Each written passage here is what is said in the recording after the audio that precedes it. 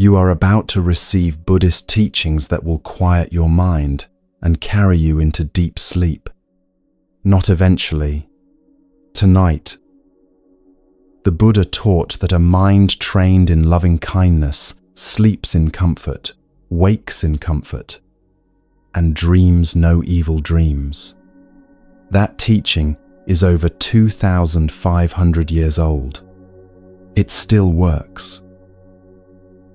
He also identified, with precise clinical clarity, the 5 mental states that prevent deep sleep and gave a specific antidote for each one. He described the exact quality of awareness that dissolves restlessness without effort. He taught monks who could not sleep in frightening forests how to turn toward what scared them until the fear simply stopped. These teachings were chanted at bedsides for healing for over 2,000 years across Southeast Asia, Tibet, China, and Japan. Tonight you will receive them, not as philosophy, not as religion, as what they always were, practical instructions for a mind that will not stop, from teachers who understood that problem better than anyone who has ever lived. Each teaching arrives through a story that makes it land in the body, not just the thinking mind.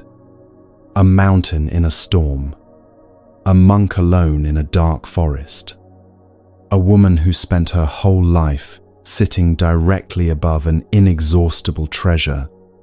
Every image is authentic. Every teaching is real. Get comfortable now and lie down if you can. Wherever you are in the world tonight, whether it is late and the house is finally quiet, or early and the day has not yet found you, you are exactly where these teachings are meant to arrive.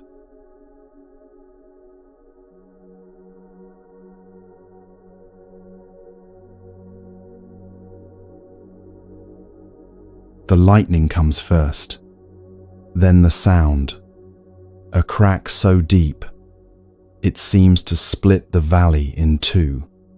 Rain hits the stone path outside the monastery window like 10,000 small fists, and the wind has been howling for 2 full days without pause. Trees on the lower slopes bend until their crowns brush the ground. Branches crack and fall. The small wooden structures on the hillside shudder against the full weight of the sky. Everything that can move is moving. Everything that can be unsettled is being unsettled. And the mountain does not move. It does not brace itself. It does not lean into the storm or away from it. Lightning strikes its face, not once but again and again, and the rock absorbs each blow without flinching. Water streams down its sides in fast white rivers that appear out of nowhere and vanish by morning. The wind throws everything it has against those ancient walls of stone, and the mountain simply receives it all and remains exactly what it was before the first cloud gathered. There is a pair of eyes watching this from a rain-streaked window. A young monk. He traveled for many days to reach this monastery in the northern mountains, through difficult terrain and uncertain weather, because he had heard about the teacher who lived here. People said this teacher was untouched by difficulty.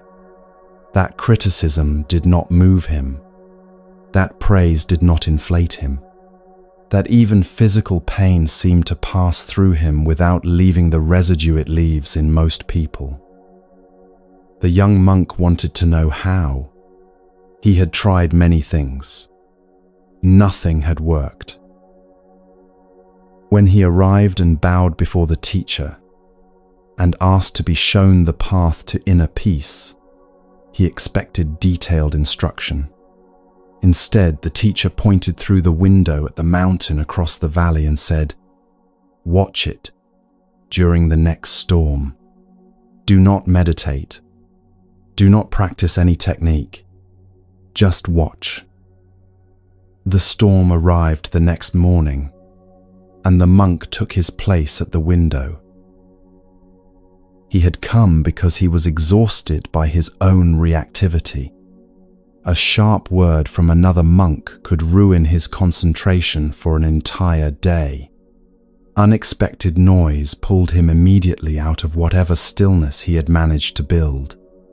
He felt most of the time like a leaf caught in moving air, carried wherever the next disturbance decided, with no say in the matter. He wanted stability. He wanted to become the kind of person that things moved around rather than through.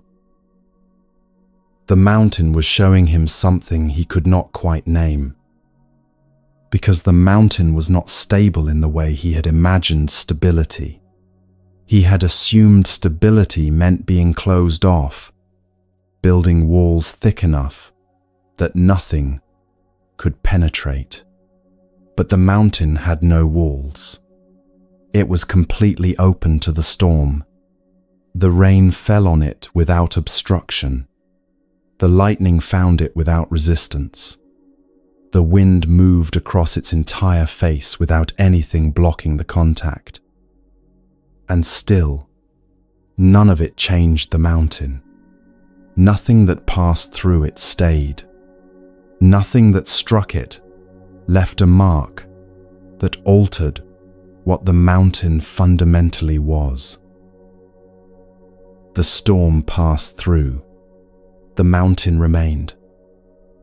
The Buddha said something about the mind that very few people encounter. He said the mind, in its natural state, is luminous.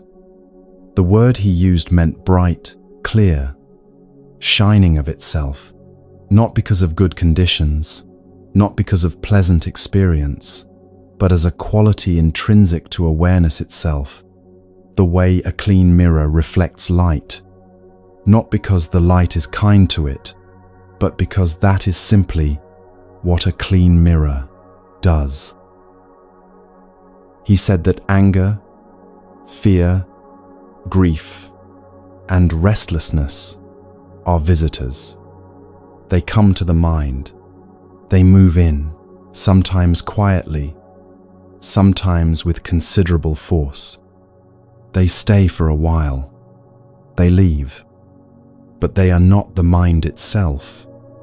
They are weather moving through a sky that remains, underneath all of it, fundamentally clear. The sky does not become the cloud. The mind does not become the anger. What they are, and what passes through them, are two completely different things. Sit quietly with your own experience for a moment, and you will see this is true. Thoughts are arriving right now. You did not construct them deliberately. They came on their own. Some will leave before this sentence ends. You are not doing the leaving either, but something in you is watching all of it. The arriving, the staying, the going, and that something is never the thought itself. It was here before the thought came. It will be here after the thought goes. That is the witness the Buddha was pointing at. The Chan master Hongzhi, who lived in 12th century China, spent his entire teaching life trying to describe this quality. He called it silent illumination, not silent in the sense of empty, and not illumination in the sense of dramatic awakening, but a steady, clear, luminous awareness that receives everything without grasping any of it. Aware of the storm, undisturbed by it, present to everything, possessed by nothing. This is what the mountain demonstrates. Not numbness, not distance. A full, open, luminous presence that remains itself regardless of what moves through it. When the storm finally passed, the young monk found his teacher in the garden, tending small plants that had been battered by 2 days of wind. The morning air was clean and cold, and smelled of pine and wet stone. The teacher looked up. "What did you see?" The monk was quiet for a moment. Then he said, "The mountain did not try to stop the lightning. It did not try to redirect the rain. It let the storm be completely what it was, and stayed completely what it was at the same time. When the storm left, nothing about the mountain had changed." "Yes," said the teacher, "you came wanting to become unshakable.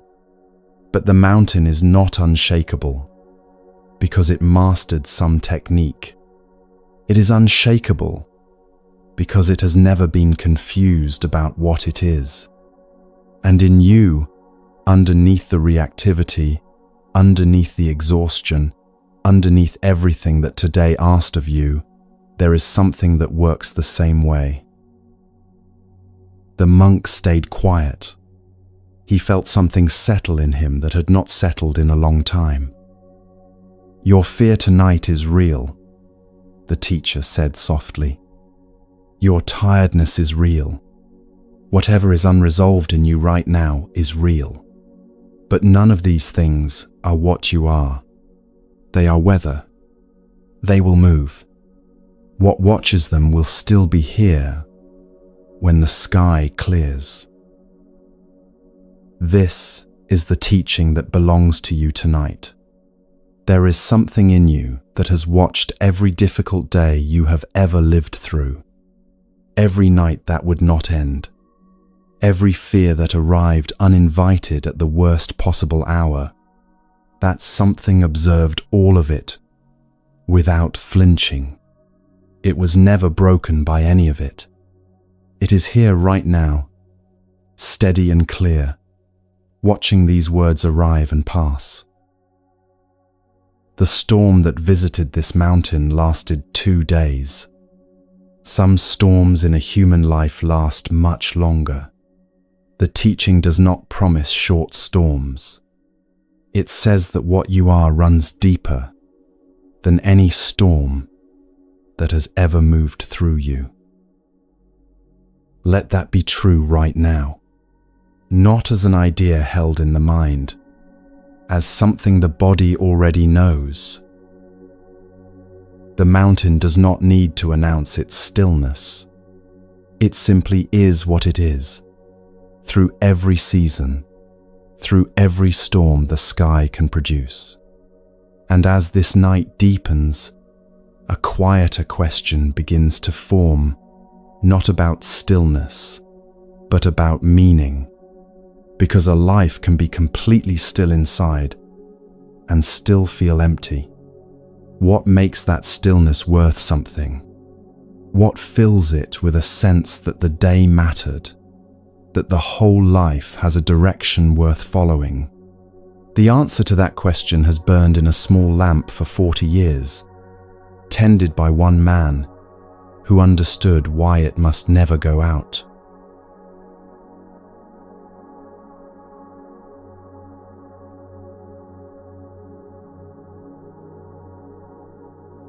"40 years is a long time to do the same thing every night. 40 years of winter storms and summer heat, of illness and health, of every kind of exhaustion a human body can produce. 40 years without a single exception. The monk Dogen, a quiet guardian in the hills near Kyoto, had lit the lamp in the temple hall every evening for 4 decades. He did not talk about this. He did not count the nights. He simply arrived at the lamp as the daylight changed, cleaned the wick, filled the oil, and touched the flame to it. And the light rose, as it always did, steady and warm, visible from the valley road far below. A merchant named Tishi arrived at the temple one spring afternoon, dusty from the road and curious about the man people in the valley spoke of with a particular kind of quiet reverence. Tishi was successful by every measure the world uses.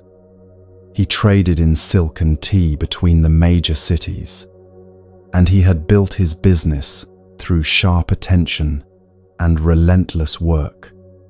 He was also, though he would not have used this word for it, empty, not unhappy exactly, just persistently aware that something was missing and unable to identify what it was.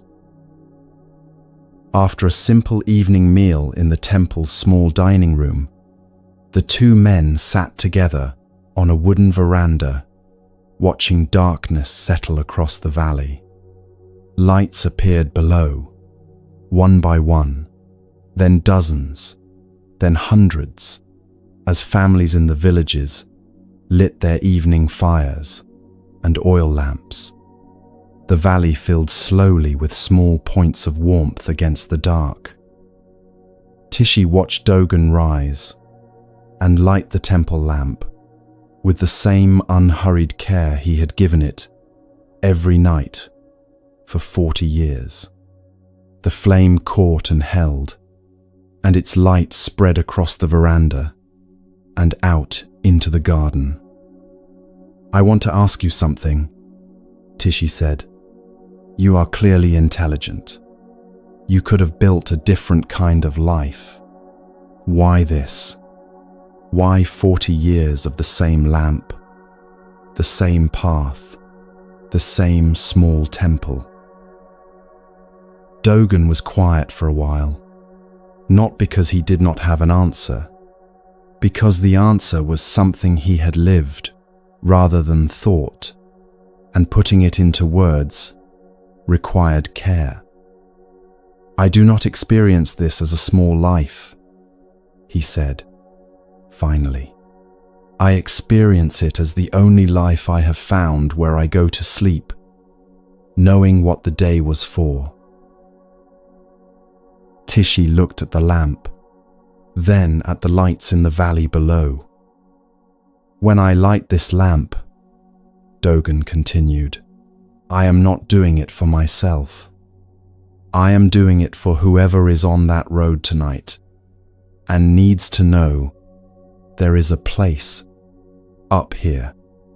A merchant coming home late, a traveler who has lost her way, a farmer walking back from the fields in the dark. I will never meet most of them. I do not need to. The lamp reaches them whether I know their names or not." The merchant sat with this. In his own life, everything he had built was for himself, for his security, his reputation, his future. There was nothing wrong with any of that, but it meant the success of each day was measured entirely by what he had accumulated. And accumulation, he was beginning to understand, had a ceiling. You could only hold so much before the holding itself became a kind of weight. He had worked hard his entire adult life and had everything to show for it and nothing to come home to that felt like enough. The Buddha sent his first disciples out with a teaching that has not changed in 2,500 years. He said, "Go for the benefit of the many, for the happiness of the many, out of compassion for the world," not as an instruction in self-sacrifice, as a precise observation about where genuine peace is actually located. A mind turned entirely inward measuring every day by personal gain and personal loss, lives in constant calculation. A mind that has found something to serve beyond itself has a resting place that calculation cannot reach. This is not idealism.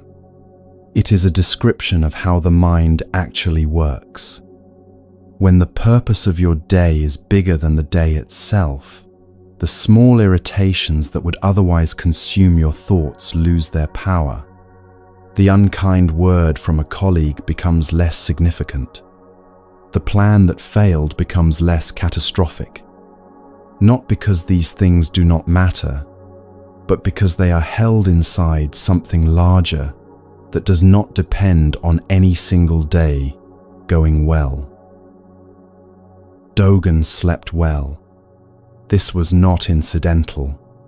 It was the direct result of knowing, each night, that the lamp was lit and the purpose of the day was complete.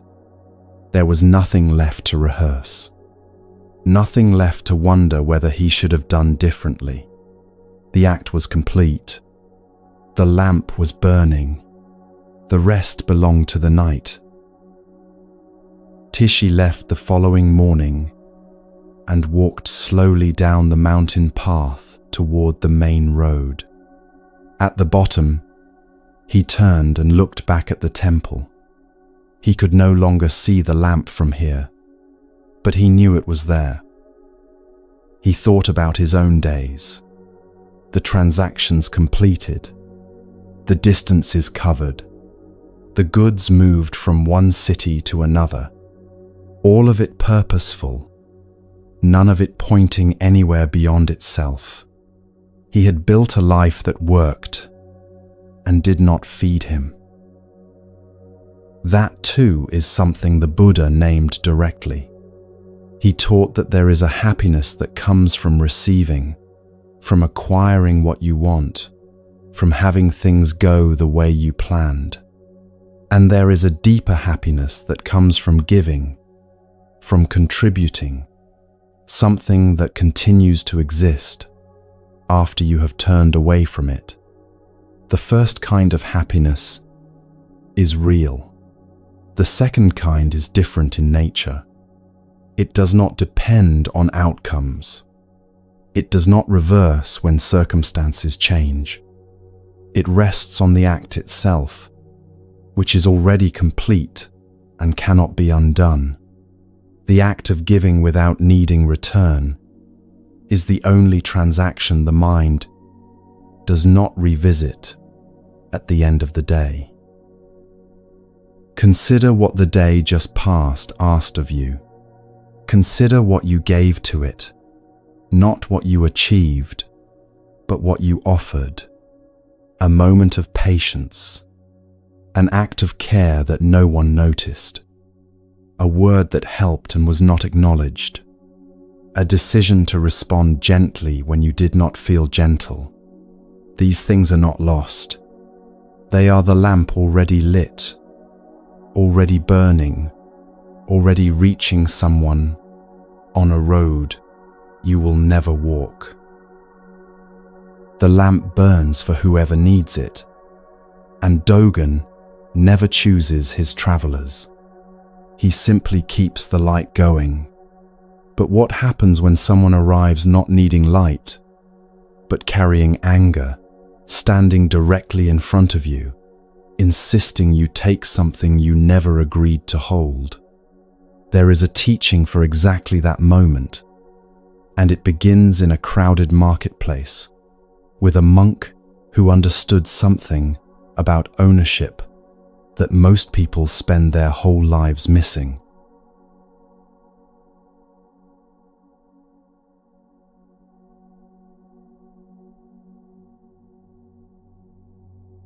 You are standing at the edge of a market. Not any market in particular, the one your mind builds when it hears the word, color, and noise, and the smell of food cooking somewhere nearby. People moving in every direction with the particular urgency of people who have somewhere to be. Vendors calling out. Prices being argued over. The full press of human commerce moving around you like water around a stone. Into this scene walks a monk in a simple brown robe. You notice him because he is moving differently from everyone else. Not slowly exactly, deliberately. Each step placed with the quiet attention of someone who is completely present to where he is. He is here to buy rice and vegetables for his monastery, and he approaches each stall with the same unhurried care, picking up an item, feeling its weight, examining it closely before deciding. His name is Huinan, and he is about to become the target of something he did not invite. The first vendor snaps at him for taking too long. Her words are sharp, her tone dismissive. Huinan looks up at her, thanks her genuinely, makes his purchase, and moves on. His face has not changed. The second vendor is louder. He makes a performance of his irritation, drawing the attention of nearby stalls. Who do you monks think you are? Examining everything like you are buying for the emperor. If you cannot afford good rice, buy the cheap kind and stop wasting my time. Several people turn to look. Some are visibly uncomfortable. No one intervenes. Huinan finishes his examination, pays the exact amount, places the rice carefully in his bag, and continues through the market. Unhurried, unchanged.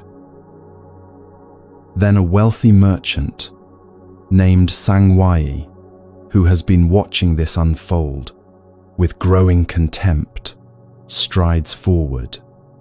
He is a man used to deference, accustomed to his opinions, shaping the air in a room.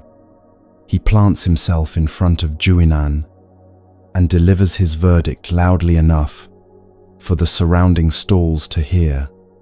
You are arrogant. You shave your head and wear those clothes and think it makes you better than the rest of us. You are nothing but a beggar pretending to be holy. The market goes quiet. Everyone is waiting for the monk to break. Some want him to defend himself. Some are simply curious what a person does when struck this directly in public. Sangwai is waiting too, for the flinch, the reddening face, the stumbling attempt at dignity that would confirm his superiority. Huinan finishes placing the last of his purchases in his bag.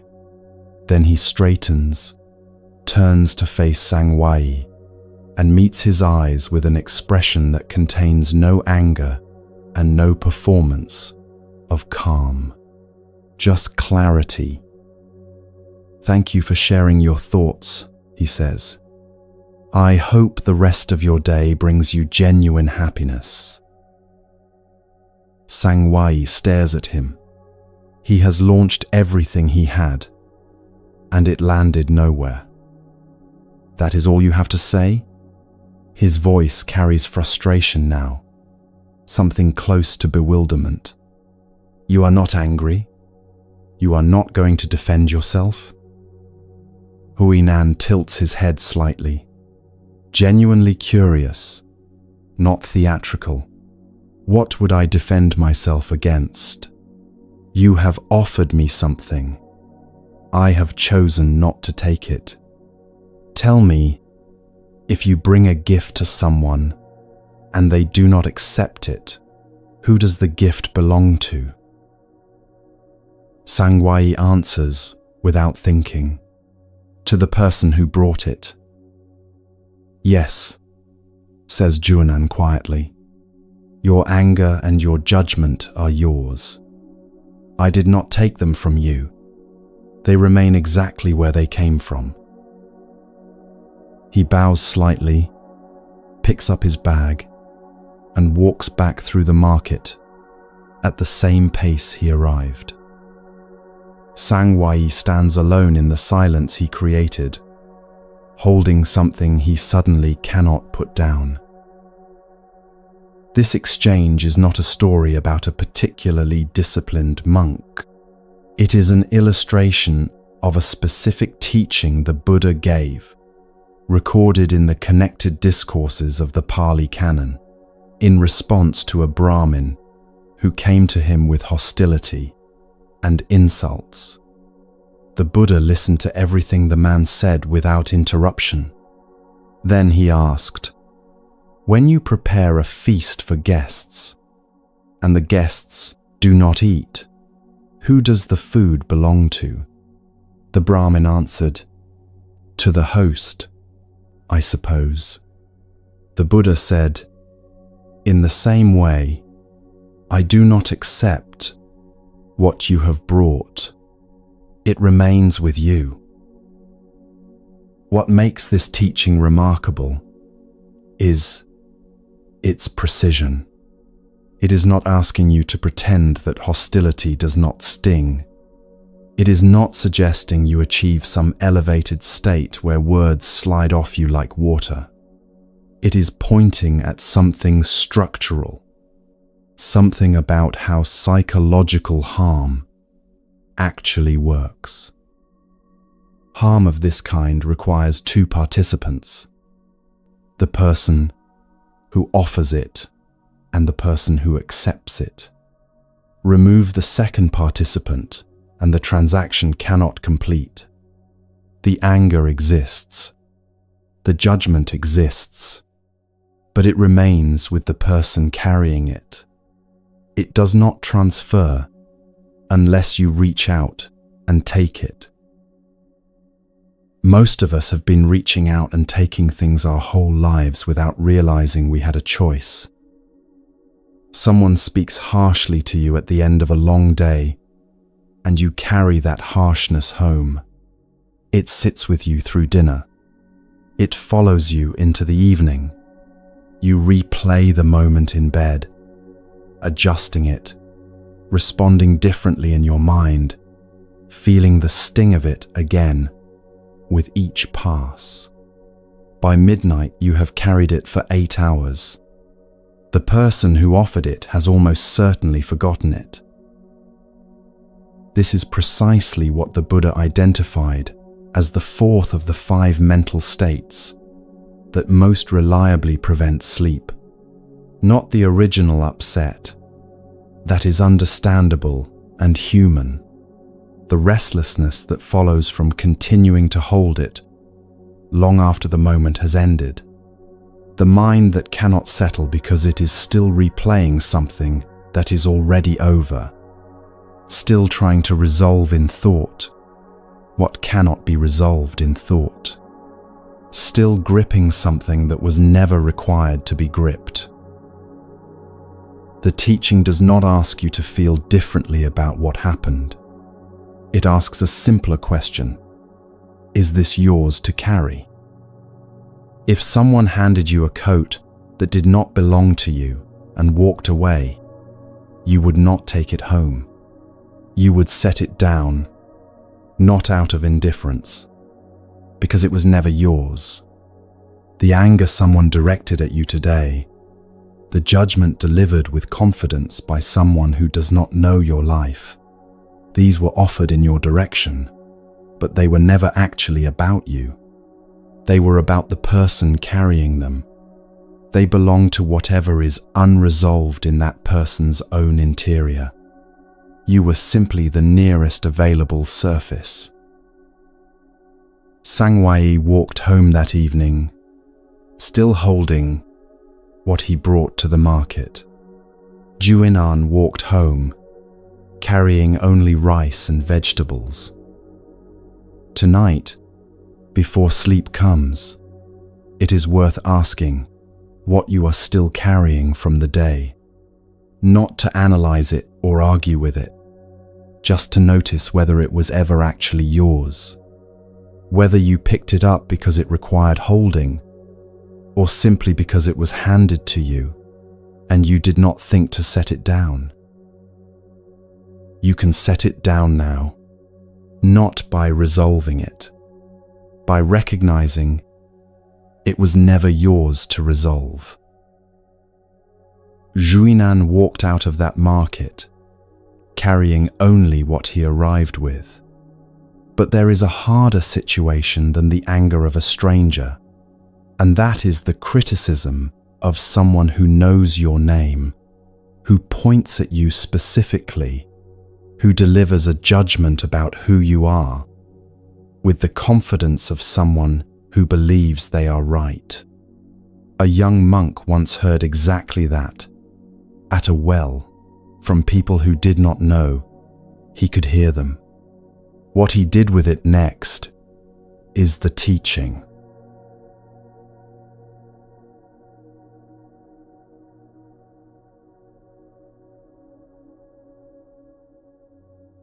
He is lazy, sleeps past the other monks, I hear. Young people today, no real dedication, no context yet, no location, no names, no surrounding detail, just these words floating in cool mountain air, near a stone well, spoken by two women washing vegetables for their families. Words that were precise and certain and completely wrong, delivered with the full confidence of people who had never once met the person they were describing.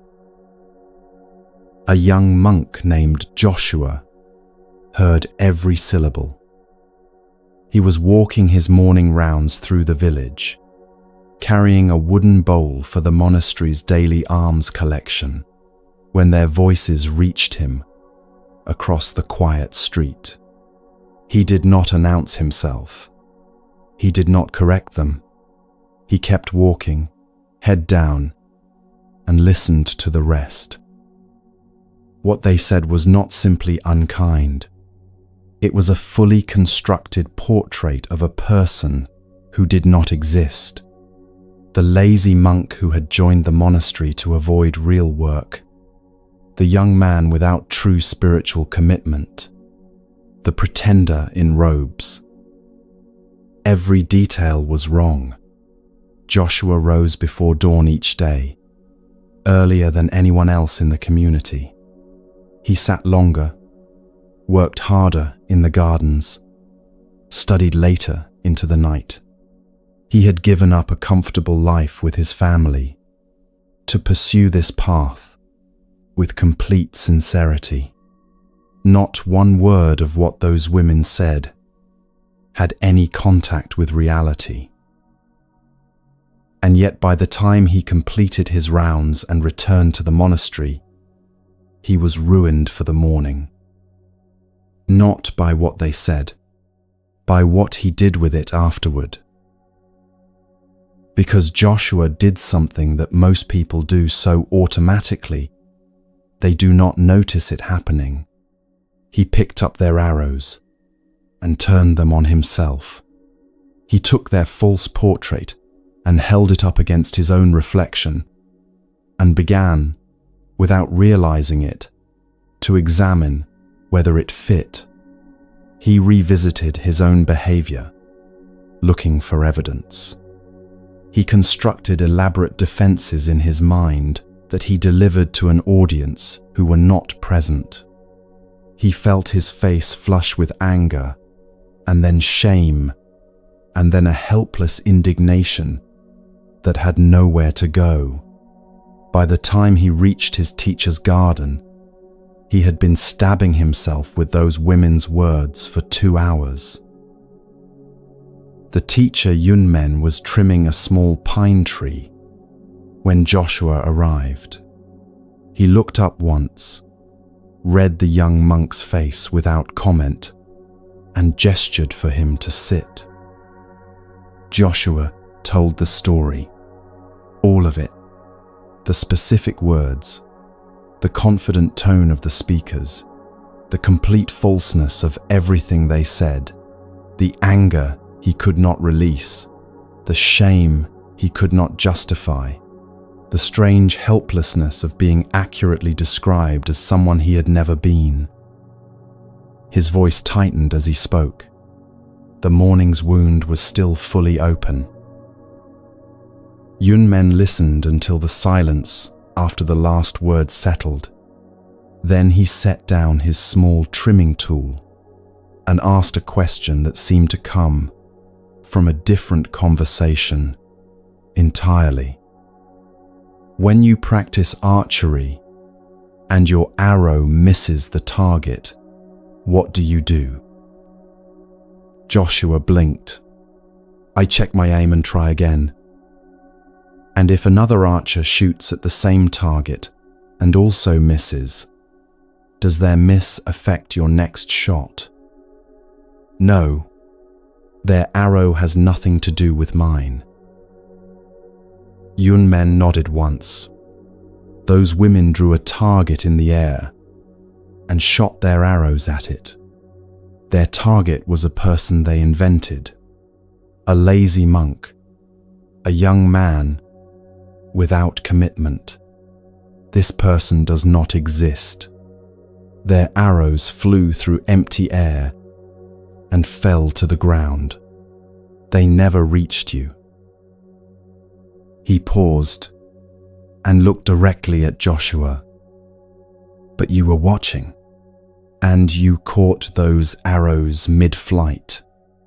You picked them up and loaded them into your own bow, and you have been shooting yourself with them all morning.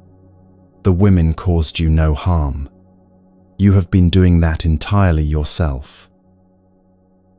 Joshua sat with this for a long moment. Something in his chest that had been clenched began, very slowly, to release its grip.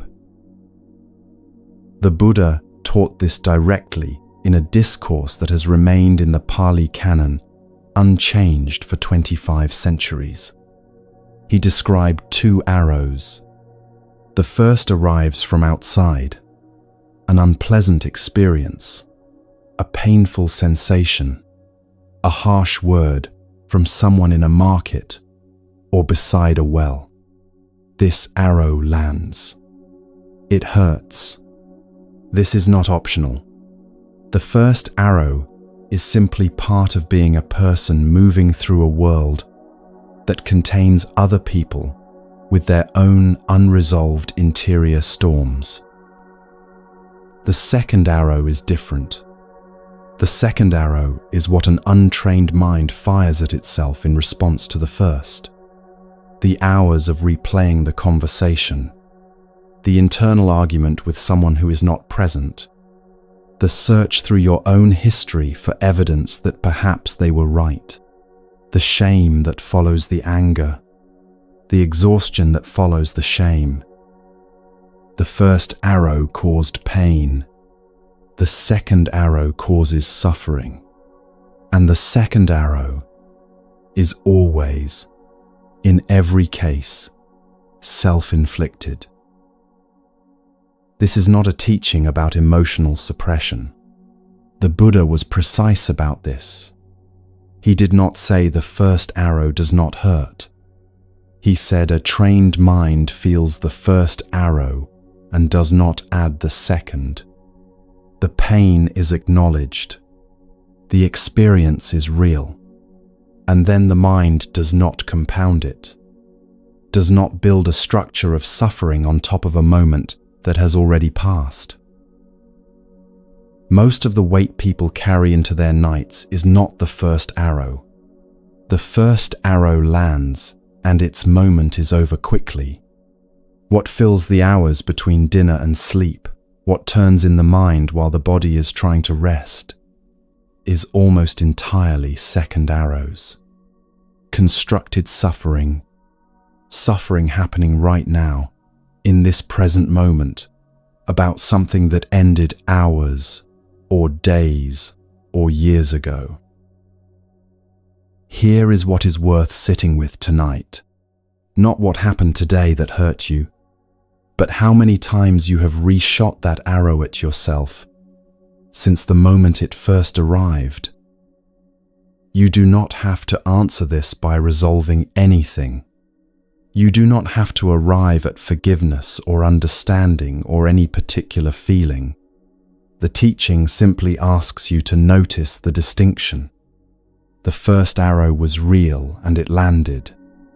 Everything since then has been you, picking it up, loading it, and firing it again.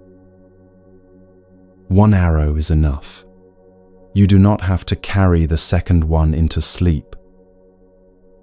Yun Men returned to his small pine tree after Joshua left.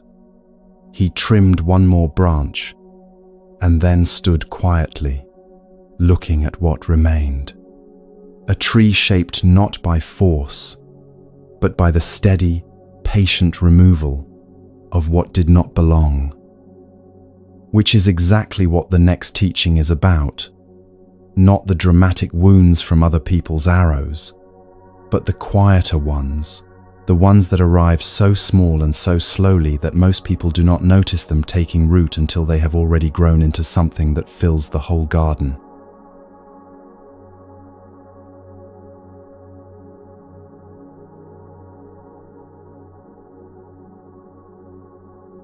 Before the sky lightens, before the birds find their first notes, before any other monk in the temple has stirred from sleep, there is a small flame moving through a garden, row by row, unhurried, the oil lamp held low, its circle of light falling soft and warm on the dark soil beneath it. Only after watching this flame for some time do you notice the hands holding it, then the robe, then the man, Brother Huiming, who has tended this garden for 20 years and walks it every single morning in the last darkness before dawn, looking at the ground with the focused attention of someone reading something important. This is not ordinary gardening. He is not pulling weeds. He is looking for what is about to become a weed, the tiny green thread barely visible in the lamplight, the almost invisible shoot that arrived yesterday on the wind and has been in the soil for perhaps 18 hours. At this stage, it can be removed with a single touch. A light scrape of a pointed stick, and it is gone without trace, without disturbing anything growing around it. Tomorrow, it would require more effort. In a week, it would be a problem. In a month, it would have threaded its roots through the roots of everything nearby, and removing it would mean damaging what you were trying to protect. This is why Huiming walks the rows before dawn. Not because the garden is in crisis, because he has learned that the difference between a manageable garden and an overwhelming one is measured in hours, not seasons. A young monk named Faxian had been assigned to help with the garden work. He arrived from the city, curious and willing, but without any experience of growing things, and he watched Huiming's pre-dawn routine with polite bewilderment. After several mornings of this, he finally asked the question that had been sitting with him. Why walk the rows every single day? Would it not be more efficient to do a thorough weeding once each week and be finished with it? Huiming crouched beside a row of young lettuce and gestured for Faxian to look closely at the soil between the plants. Faxian leaned in and saw nothing, just dark earth. Huiming took his pointed stick and scraped the surface very gently. There, barely visible, were 3 pale green threads, no larger than a thumbnail. These arrived 2 days ago, Huiming said. By your weekly schedule, they would be 5 times this size before you touch them. By the end of the month, they would own this row. Faxian looked at the tiny shoots and then at his teacher. The mind, said Huiming, replacing the stick in his robe pocket, works exactly like this garden. Every day, from every direction, from conversations you half heard, from things that did not go as you hoped, from fears about tomorrow that have not happened yet, seeds arrive. Most of them are harmless and will not take root, but some will, and the ones that do grow, according to the same law as every living thing, small and easy to address at the beginning, enormous and tangled if left alone.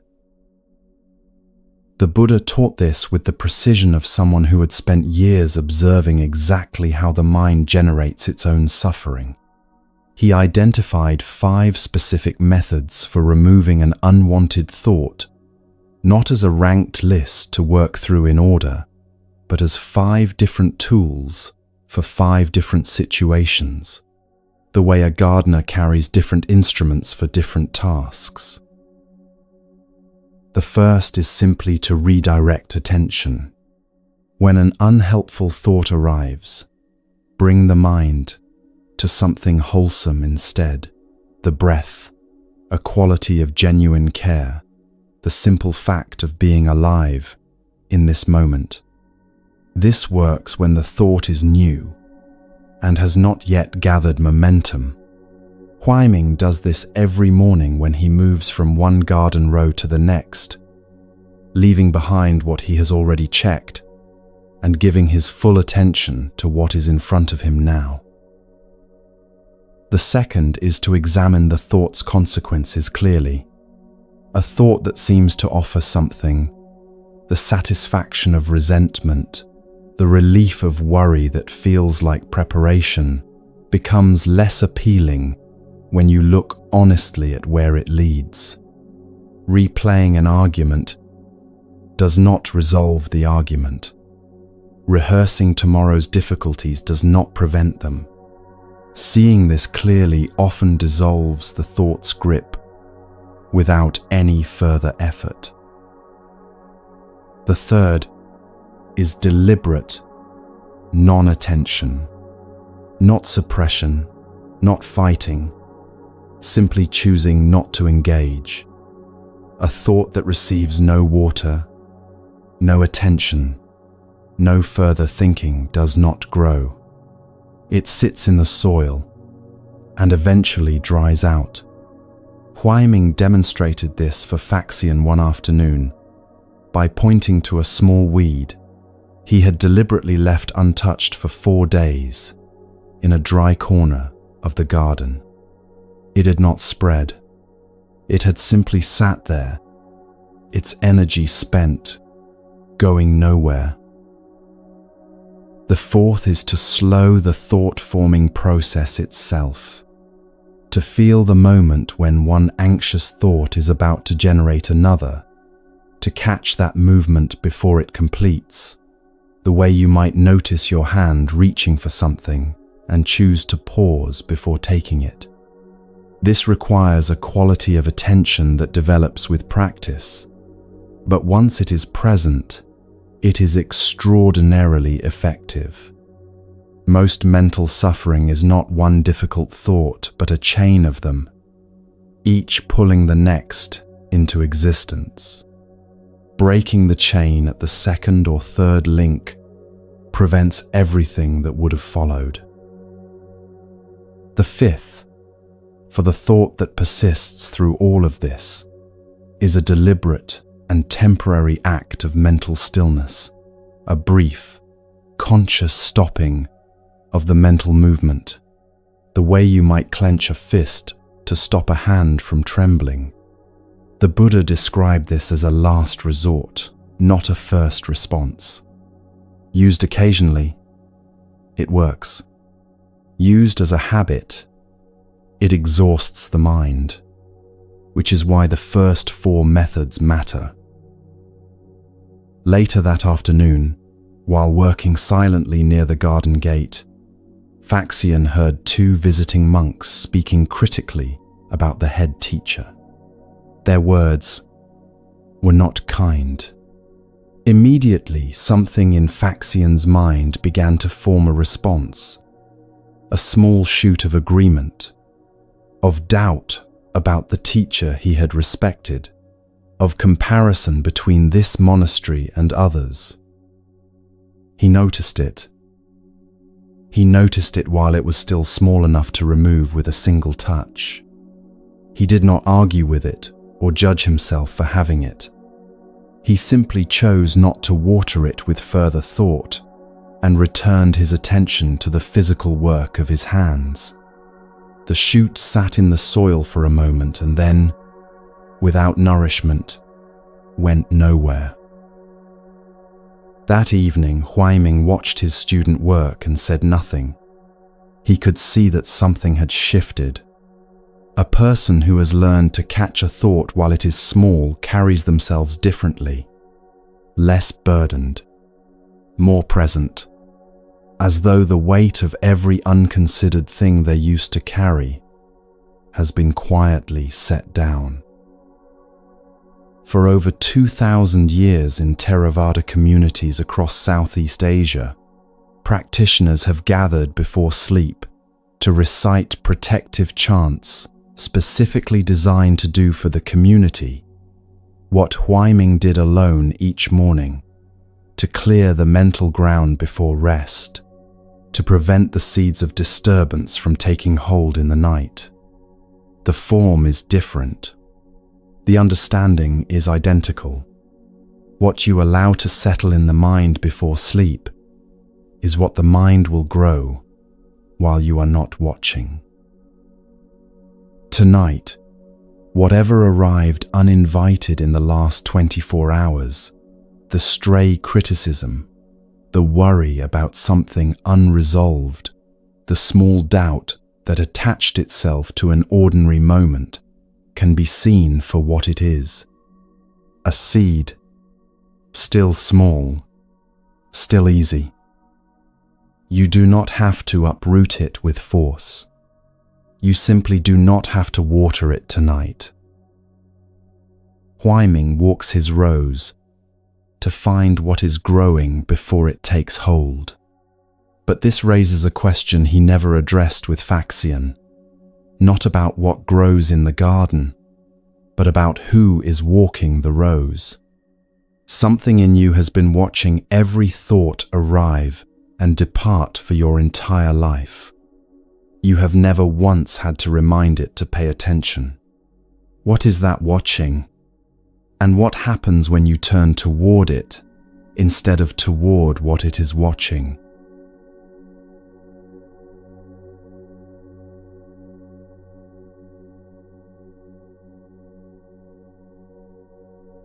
What do you see when you look up at that sky? The question arrives before anything else. Before a location, before a face, before any sense of who is asking or why. Just the question, and above it, whatever sky your mind builds when it hears the word. A monk named Norbu is being asked this by his teacher on a high stone terrace in the Tibetan mountains, where the air is so clear it seems to sharpen everything it touches. Norbu looks up. The sky is deep blue, the particular blue that exists only at altitude, and across it move large white clouds, slowly, without hurry, indifferent to any direction. I see clouds, Norbu says, many clouds against a blue sky. His teacher, an old man named Tenzin, whose white beard moves in the mountain wind, nods once. And the clouds that were here yesterday, at this same hour, are any of them still there? No, they have all moved on. Yes, each one forms, drifts across, and dissolves back into open space. None of them stay. He pauses. Now tell me about the sky itself. Does the sky change? Norbu looks again, this time past the clouds, to the vast blue expanse that holds them. The sky stays the same, always present, always open. The clouds move through it, but the sky itself does not move. Tenzin turns to look at his student directly.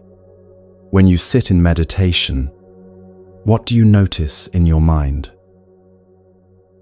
Norbu has been a monk for 2 years and has struggled with the same visitors every single day.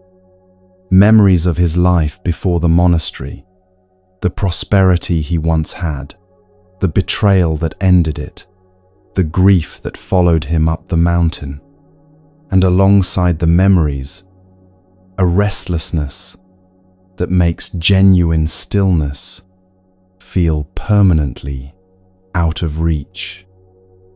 I see many thoughts, he says, memories, anger, worry about whether I made the right choice coming here. Sometimes it feels as though the thoughts fill the entire mind. There is no space left that is not occupied by something painful. Tenzin is quiet for a moment, watching the clouds. Are these the same thoughts you had yesterday? The themes are similar, but the specific thoughts change. Different memories, different versions of the worry. Like clouds, says Tenzin simply. Then, after a long pause, in which only the wind speaks, what is it that notices the thoughts? What is aware of the memories and the worry while they are passing through? This question stops Norbu completely. In 2 years of practice, he has never once turned his attention in this direction. He has always been focused on the thoughts themselves, managing them, escaping them, enduring them. He has never paused to notice the awareness that was watching all of it. He tries now. He turns his attention away from the thoughts and toward whatever is doing the noticing. It is like turning to look at your own eyes rather than at what your eyes are seeing. Strange at first, and then suddenly, very still. The awareness seems always present, Norbu says. Finally, his voice quieter than before. It does not seem disturbed by the thoughts that pass through it, even the painful ones. Yes, there is something in Tenzin's voice that is not just agreement, something closer to relief, the relief of a teacher watching a student finally see what was always there. Your thoughts are clouds. They form, move, dissolve. Some are dark and heavy. Some are light. All of them pass. But you are not the clouds. You are the sky that holds them. And the sky has never once been damaged by the weather moving through it.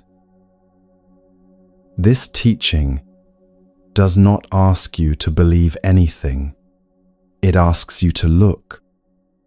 Right now, thoughts are arriving. You did not schedule them.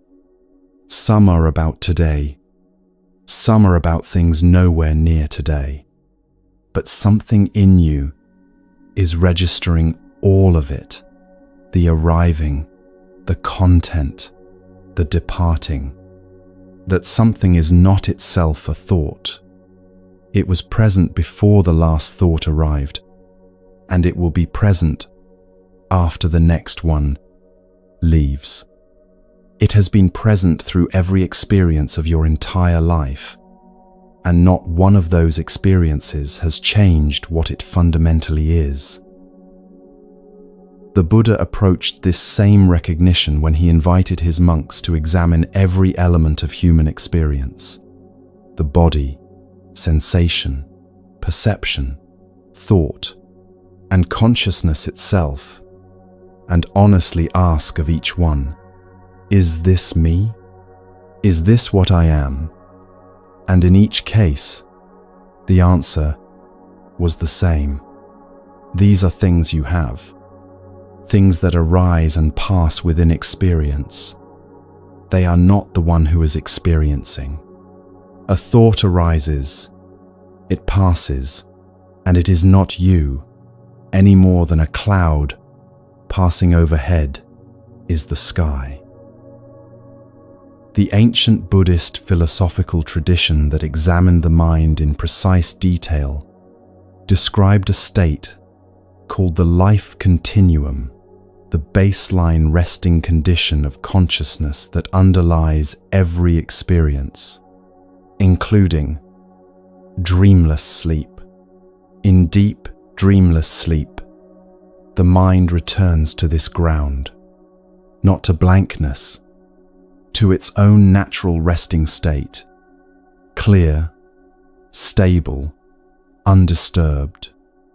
You visit this ground every night without knowing it. Every morning you return from it.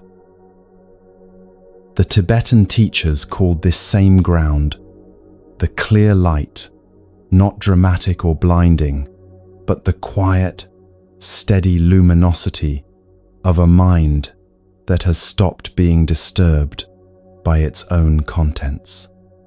What both traditions point at is not a spiritual achievement reserved for advanced practitioners. It is the natural baseline of consciousness that has been present your entire life, underneath every anxious thought, every difficult memory, every sleepless hour. Training the mind in stillness is not building something new. It is learning to recognize what the mind already rests in every single night. When a thought arrives as you are trying to sleep tonight, and thoughts will arrive, this is simply what minds do. You do not have to engage with it. You do not have to follow it or fight it. You can simply notice that you are aware of it. Rest in the noticing rather than in the thought. The sky receiving the cloud, not becoming it. Norbu sat on that stone terrace for a long time after Tenzin left. The clouds kept moving. The sky kept holding them. For the first time since arriving at the monastery, he felt something other than the weight of what he was carrying.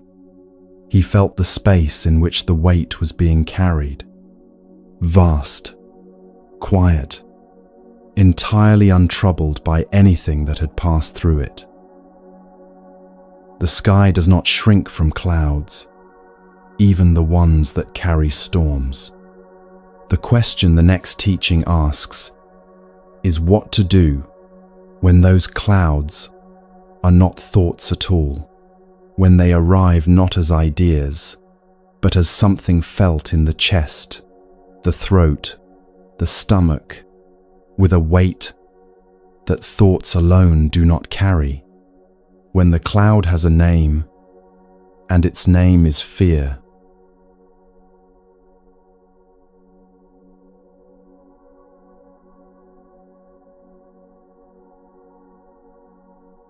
Notice the chest first. That tightening somewhere just below the collarbone, the one that arrives before any thought has formed to explain it. Then the breath, slightly shallower than it was a moment ago, slightly faster, not quite reaching the bottom of the lungs. Then the scanning, the mind moving quickly through recent memory.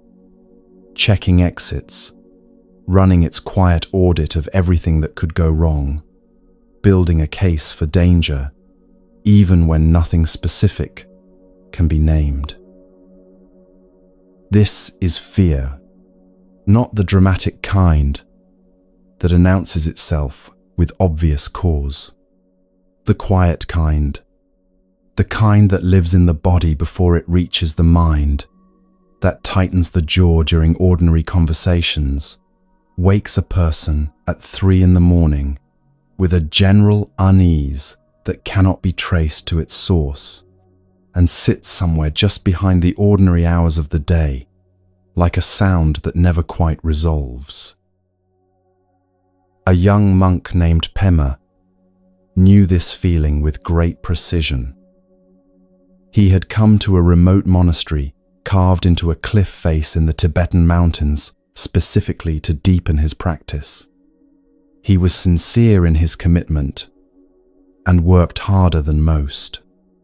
In group sessions, morning chanting, communal meditation, the shared work of maintaining the buildings and gardens, he felt grounded and capable. His mind settled well in the presence of others. But when he attempted to practice alone, particularly in silence, particularly after dark, something arrived that he could neither name nor manage. A formless dread that filled every corner of whatever room he occupied. A sense of something waiting in the quiet that he had been successfully moving around for years, long before the mountains, and that the silence of this place was now making impossible to avoid. The monastery had a practice every monk was expected to complete once each month, a full night of solitary retreat in a small cave set deeper in the cliff. Complete darkness, complete silence, no contact with the community until morning. For 3 months, Pema found reasons to avoid his turn. Kitchen duties that could not wait, a developing illness that required proximity to the infirmary, offering to take the place of monks whose schedules were overloaded.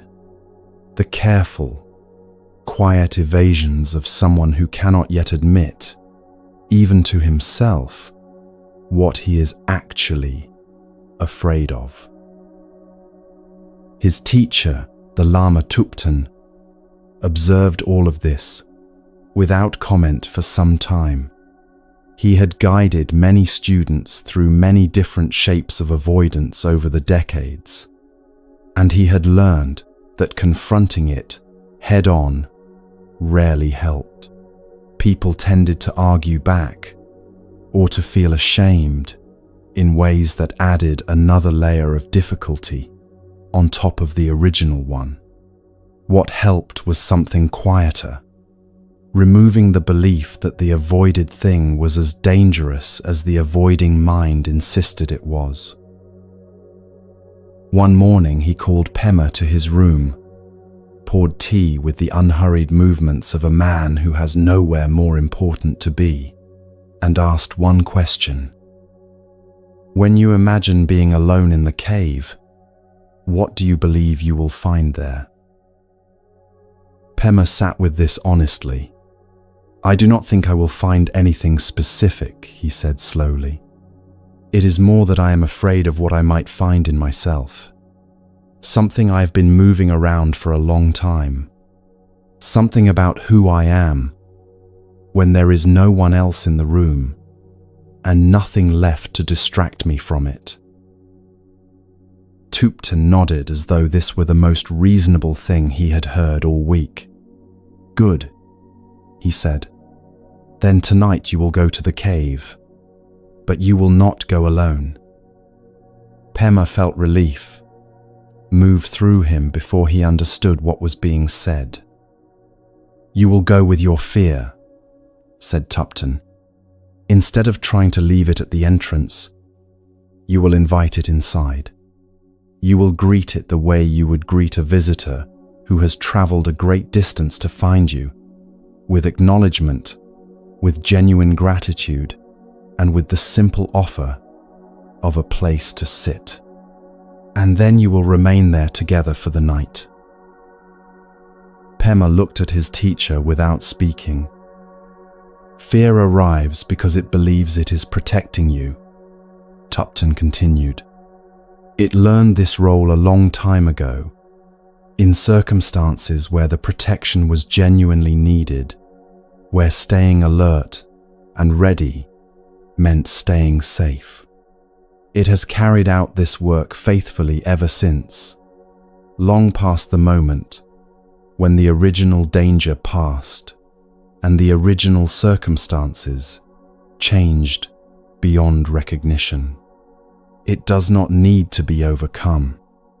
It needs to be told clearly, gently, and with real gratitude for what it has tried to do, that you see it, that you are not unaware of its efforts, and that tonight you are safe.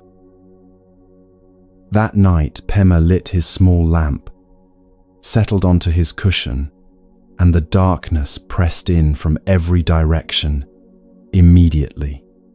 The stone walls of the cave held a cold that had not changed for centuries.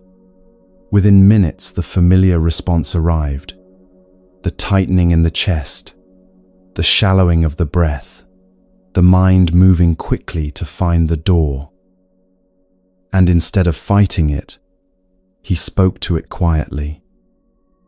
"I know you are here," he said, barely above a whisper. "I am not asking you to leave. I am asking you to sit with me." Something shifted. Not completely, not all at once, but enough to notice.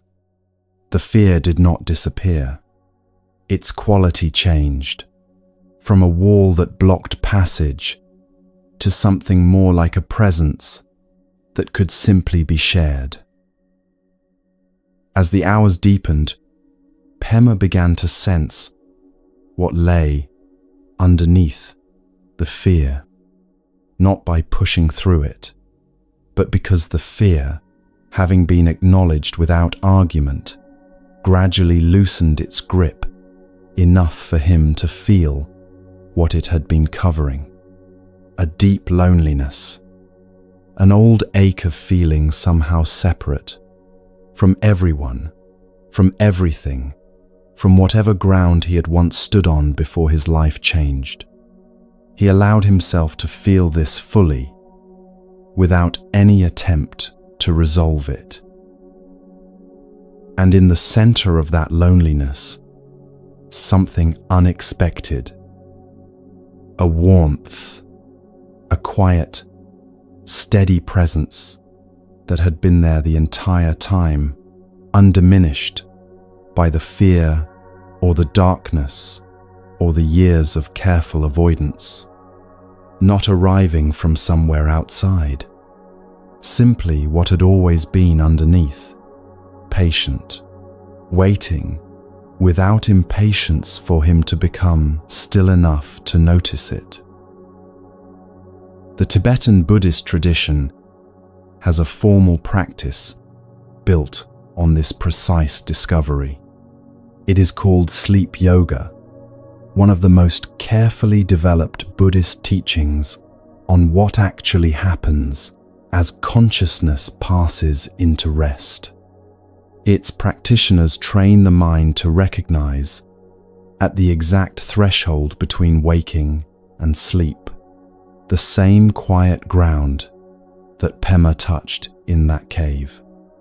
Not to construct or achieve a particular state, to recognize what is already present when the noise and movement have finally stopped.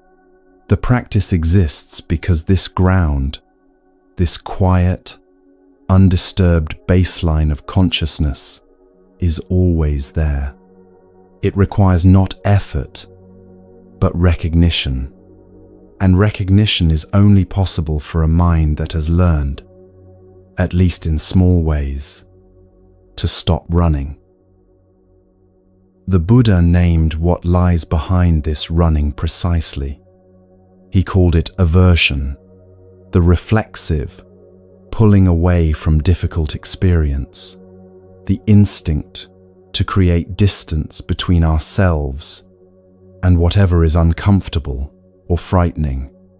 He taught that this pulling away is the primary source of suffering that we ourselves create, and that its resolution begins not with achieving better circumstances, not with waiting for the right conditions, but with simply stopping the pulling away, sitting with what is here, letting it be known. The difficult thing does not disappear when we stop running from it, but it becomes, almost immediately, smaller than it was when we were moving. Tonight, if something uncomfortable arrives as you settle towards sleep, a worry, a grief, a restlessness without a clear name, you do not have to make it go away. You do not have to understand it or trace it to its source tonight. You can simply acknowledge it. It has been asking for your attention for some time. Give it a moment of genuine, unjudging attention and notice what happens in its grip.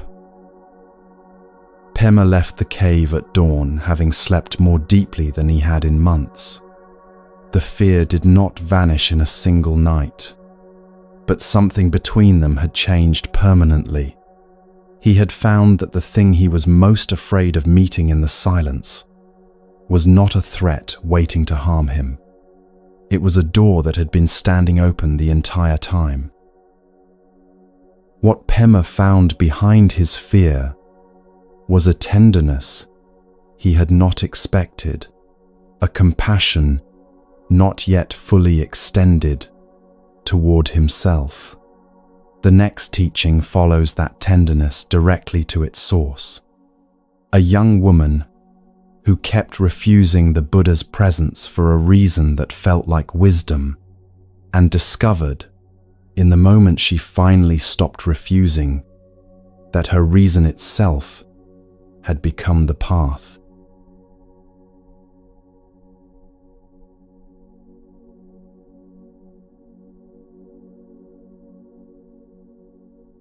She kept finding reasons not to go.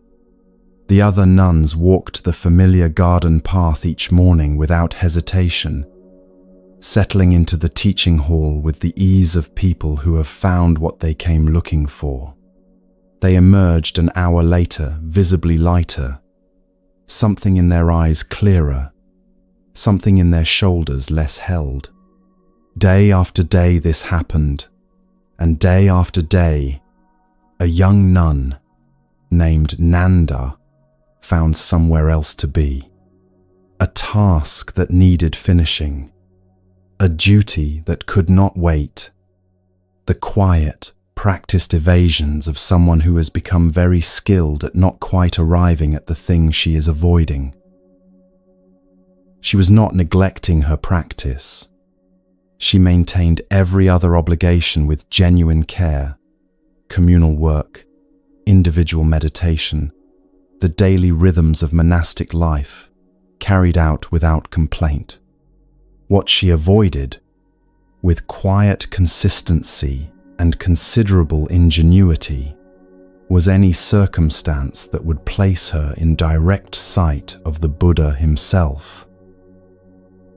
The reason, when it finally surfaces, is not what you would expect. Nanda was known throughout the community for her beauty, not in the way that creates admiration at a distance, in the immediate, difficult way that makes a person an object before she has opened her mouth, that generates attention she never asked for and cannot put down, that follows her into spaces where she came to be something entirely other than seen. She had entered monastic life in part to step out of that story, to become, finally, someone whose worth had nothing to do with how she appeared to others. To be known, if she was known at all, for what she understood rather than what she looked like. But the pride she carried about her beauty and the shame she carried about that pride had become tangled into something she could not cleanly separate. She was afraid that seeing the Buddha, whose presence was by all accounts extraordinary, would stir in her a quality of vanity she believed she was supposed to have already released, that her response would reveal to herself more than anyone how much of that old attachment remained. So she stayed away, managed the risk by never entering the room where it existed, told herself this was caution, and let the telling go unexamined. The Buddha noticed. He did not address it directly, did not send a teaching on the subject of avoidance or a gentle correction about what she was doing. He simply asked someone to let Nanda know he would like to speak with her. Nothing more, no additional framing, nothing that would give her a clear reason to refuse without it becoming obvious what she was doing. She came, with the careful composure of someone who has decided in advance not to look directly at the thing they have come to meet. What arrived was not a lecture. The Buddha created a vision, a woman of extraordinary beauty, vivid and present in the room, as clearly as any physical form. Nanda saw her without effort, without being asked to look. She was simply there. And then the woman began to age. Not gradually, not gently, with the unmistakable movement of time that spares nothing and negotiates with no one. The brightness of youth shifted, loosened, changed in texture, the way all living things change. Middle age arrived with its particular weight and its particular dignities. Then old age, the deep lines, the posture that carries decades in its curve, the way the body becomes a visible record of everything it has lived through.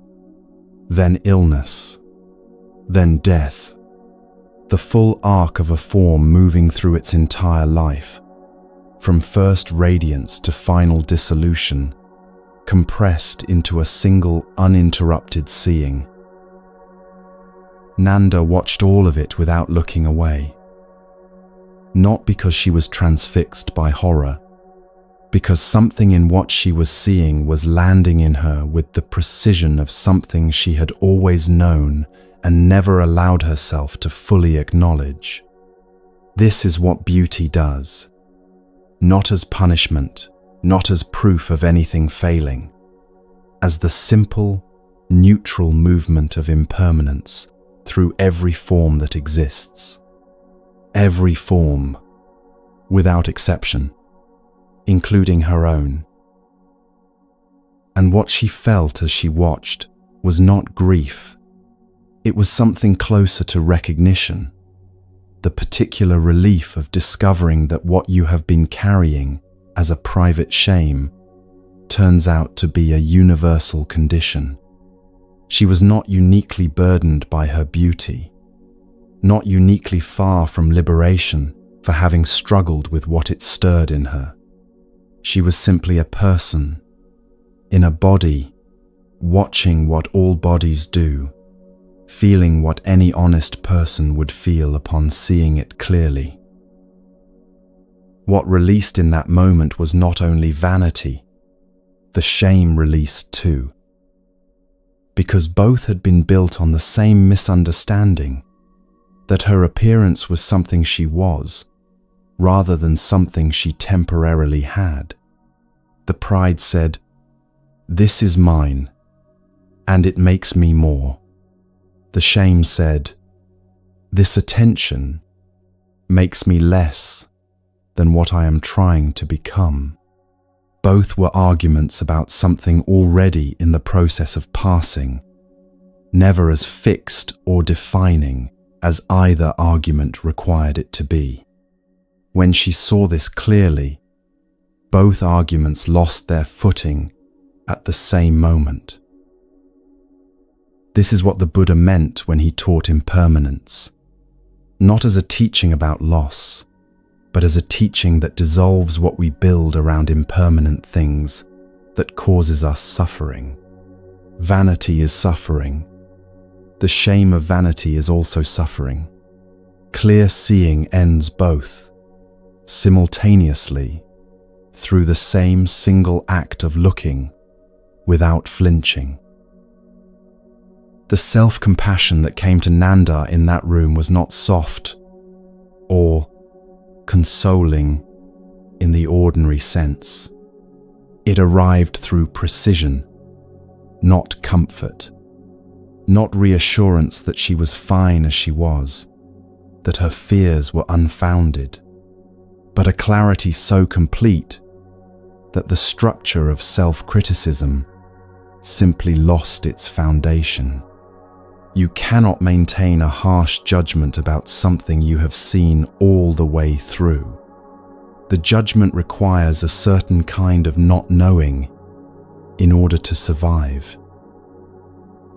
Most of us carry some version of Nanda's avoidance, not necessarily about appearance, about something we have decided, without fully examining, that we are not ready to look at directly. A quality in ourselves we find difficult to accept, a pattern we can feel but have not yet traced to its source, a corner of our own experience we keep just outside honest attention, circling it without entering it, year after year, quietly hoping it will soften on its own if given enough time. It does not soften, it waits, with remarkable patience. The teaching does not ask you to force anything open tonight. It simply observes that what we avoid does not diminish in the avoiding, and that when we finally look clearly, not harshly, not with the aggressive scrutiny of self-judgment, but with the same quiet steadiness, Nanda eventually brought to the vision in front of her, we often find something smaller and more ordinary than we feared. A part of our own experience that simply needed to be seen, without the additional weight of shame about having it.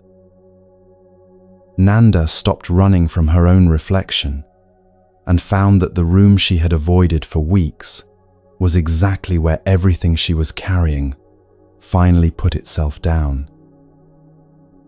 The next teaching moves from the interior to the exterior, from the parts of ourselves we keep avoiding to the person standing directly in front of us who seems to exist entirely to disrupt our peace. What if that person did not arrive by accident?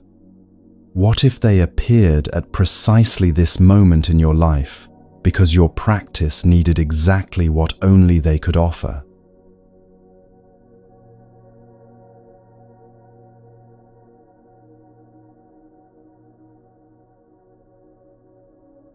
The sounds arrive before the eyes can find anything to fix on. Something moving in the canopy above, slow, deliberate, heavier than a bird. Then stillness. Then another sound from a different direction, lower, closer to the ground, stopping the moment attention turns toward it. The darkness between the trees is not empty. It has texture and movement and a quality of presence that the rational mind cannot quite account for and cannot quite dismiss. A group of monks had been sent by the Buddha to spend the rain's retreat in a forest in the Kosala region. They arrived with good intentions and settled into their practice with care. But the forest had other inhabitants, spirits of the trees, in the understanding of that time and place, beings that were neither welcoming nor indifferent to the monks who had moved into their home without asking.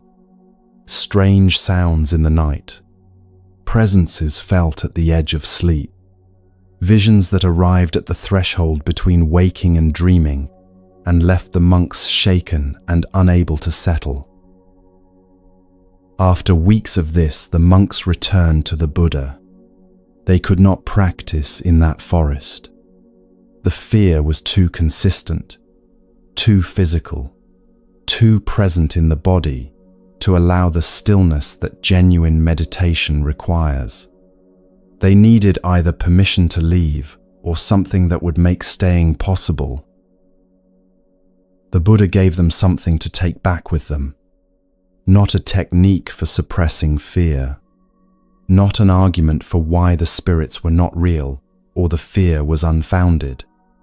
A practice that would change the quality of mind the monks brought into the forest each night, so thoroughly, so genuinely, that the forest itself would respond differently to them. He gave them what has been recited in Theravada communities every night for over 2,500 years, the teaching on loving kindness. He began with a list of qualities: capable, upright, straightforward, gentle in speech, without conceit, content, easy to support, with few duties, living lightly. These were not moral requirements, but practical preparations, the description of a mind that has cleared enough interior space to do what comes next. A mind still cluttered with ambition, resentment, and self-importance cannot hold goodwill steadily. It keeps bumping into its own furniture. Then the practice itself, extending goodwill, genuine, unconditional, unlimited goodwill in every direction, to all living beings, without exception, weak or strong, long or large, or medium, short, small, or fat, seen or unseen, near or far, born or yet to be born, every being, everywhere, without a single exception carved out. The Pali phrase at the heart of this teaching is Sukhiyatana Parihareya. May one sustain oneself in happiness. The Buddha did not begin the practice of loving kindness by directing goodwill outward. He began it here, with the self, with the instruction that the practitioner must first genuinely wish their own well-being before the outward movement can be real. This is not selfishness. It is the recognition that goodwill extended from a place of self-contempt or self-neglect is not goodwill. It is performance. The foundation must be solid before anything can rest on it. For many people, this first direction is the hardest. Extending warmth outward, toward loved ones, toward strangers, even toward difficult people in the abstract, is one kind of challenge. Turning that same warmth directly toward yourself, without irony, without the immediate qualification of all the ways you have fallen short, without the reflexive internal voice that says, "You have not yet earned that quality of regard." This is another kind of challenge entirely, a more honest one, and the teaching asks you to meet it first, before moving anywhere else. The monks returned to the forest with this practice. What changed was not the forest. What changed was the quality of mind they brought into it each night. A mind genuinely filled with goodwill toward all beings has no enemy to protect itself against. It does not need to scan the darkness for threats, because it has already extended its care to whatever lives in the darkness. The vigilance that keeps a person awake, the mental rehearsing, the bracing against what might arrive, the body's refusal to fully unguard itself, all of this runs on the assumption that there is something out there that wishes you harm, and that staying alert is the appropriate response. Loving kindness practice dissolves that assumption, not by arguing against it, but by replacing its root. The mind that has genuinely sent goodwill in all directions has nothing left to defend against. The body receives this information and responds accordingly. The Buddha said it plainly in the same teaching. The practitioner of loving kindness sleeps in comfort, wakes in comfort, dreams no evil dreams. This is the only place in the entire Pali Canon where the Buddha names restful sleep as a direct and specific fruit of a practice. He is not speaking poetically. He is describing a mechanism, the precise way that a mind trained in goodwill relates to the hours of vulnerability that sleep requires. Consider what the vigilant mind does at night. It reviews the day for everything that went wrong and everything that might. It rehearses conversations that have not happened yet and replays ones that have, adjusting, defending, preparing for a trial that is not scheduled. It holds the body in a state of readiness that the body was not designed to maintain through the sleeping hours. The jaw tightens. The shoulders stay lifted. Sleep arrives late and leaves early, and the morning carries the weight of a night spent on guard. This is not a flaw.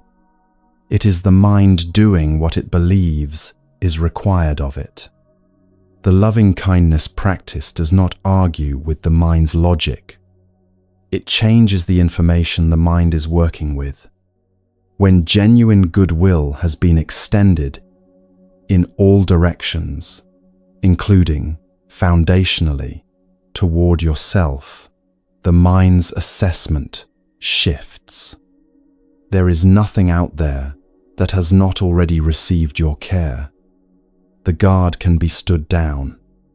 The body, receiving this permission at last, does what it was always capable of doing. It rests. Tonight, before sleep arrives, try the direction the Buddha named first. Not outward yet, inward. Simply the genuine wish that you yourself be well, that you be free from unnecessary suffering, that you sleep tonight in the comfort that this teaching promises, not as a formula repeated without feeling, but as something you actually mean, even if meaning it requires a moment of effort, even if meaning it feels unfamiliar. Then, if it feels natural, let that goodwill move outward to the people in the nearest rooms, to the people in the surrounding streets, to everyone in this city tonight who is also trying to sleep, also carrying the weight of a day that asked things of them, to everyone struggling anywhere in the world in this same hour, in ways you will never know about and do not need to know about for the goodwill to be real. To all of it, without exception, without needing to manage the details. The forest monks slept that night. The sounds in the canopy did not stop. The darkness between the trees did not become less dark. What changed was the relationship between the monks and the darkness, no longer adversarial, no longer requiring defense, held inside a quality of mind that had room for all of it and needed to fight none of it. The monks who learned this practice did not just sleep better. They began to encounter the world differently when they were awake. The quality of mind that allows restful sleep is identical to the quality of mind that makes waking life manageable, which is why the Buddha identified with such precision the 5 things that most reliably destroy it. We call them hindrances. The 4th one is the one that keeps most people awake.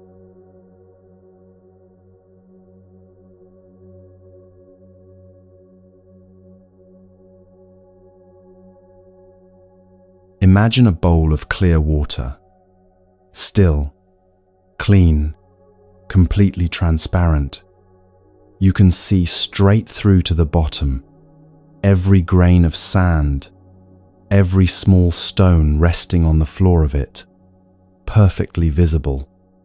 This is the mind at its natural resting best, not achieved through effort, not earned through long practice. Simply what clarity looks like when nothing is disturbing it. The Buddha used exactly this image, a bowl of water, to describe 5 specific conditions that prevent a person from seeing clearly, from settling deeply, from resting fully.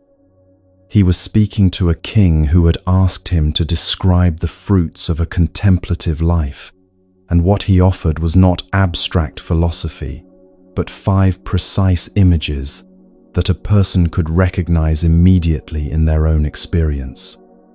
Images so accurate that 25 centuries have not made them less so. The first disturbance: someone adds dye to the water. Rich color, deep red, or gold, or blue, spreading through the bowl until the water holds nothing but color. You cannot see the bottom anymore. The clarity is gone, replaced by something vivid and absorbing that draws the eye entirely to itself. This is the mind caught in desire. Not just physical desire, but the wanting mind in any of its forms. The mind that needs this particular outcome, this specific future, this exact version of how things should turn out. The water is not damaged. It simply cannot see through itself while the color fills it. The second disturbance: the bowl is brought to boiling. The surface churns and breaks. Steam rises. The water that was clear a moment ago is now agitated by heat that distorts everything it passes through. You cannot see the bottom through boiling water, not because there is nothing there, but because the movement itself blocks the seeing. This is ill will, the mind heated by resentment, irritation, or anger toward another person or toward circumstances. It does not have to be dramatic or conscious. A low, persistent simmer is enough. The heat is enough. The distortion is the same. The third disturbance is quieter than the others. Algae grows across the surface of the water, green and thick, spreading slowly from the edges inward until it covers everything. The water beneath is still there, still potentially clear, but the surface has become opaque, sealed off, no longer available for reflection. This is the heavy, dull quality of a mind that has stopped engaging, not because it is at rest, but because it has lost its aliveness. The exhaustion that feels like peace but is actually stagnation. The torpor that makes everything feel slightly too far away to matter. The fifth disturbance, and we will come back to the fourth, which requires longer attention, is the bowl stirred with a stick in a completely dark room. Two problems at once. Motion, so the water cannot settle. Darkness, so even if it did settle, it could not reflect clearly. This is the mind caught in doubt, not the honest uncertainty that asks real questions and waits for real answers, but the circular, self-undermining doubt that questions everything, including its own capacity to understand. The doubt that does not move toward clarity because it has lost confidence in clarity as a possibility. And now the fourth. The bowl is outside. The water is clean, uncolored, not boiling, not covered. In every observable way it should be clear. But there is wind, not a storm, just wind, consistent and directionless, moving across the surface from every angle at once. The water cannot still itself. Every time the surface begins to smooth, another gust crosses it, breaking the forming stillness before it can complete. The bottom of the bowl is there. The clarity is there. But the surface never settles long enough for any of it to be seen. The Buddha called this restlessness and worry.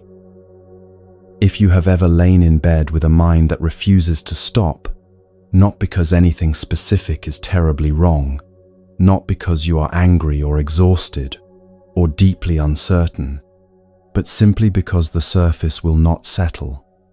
Thought following thought in a chain with no clear beginning and no clear end, you have met this hindrance. It is the most common reason people cannot sleep. Not crisis. Wind. The Buddha was precise about its cause. Restlessness and worry is not produced by having too many problems.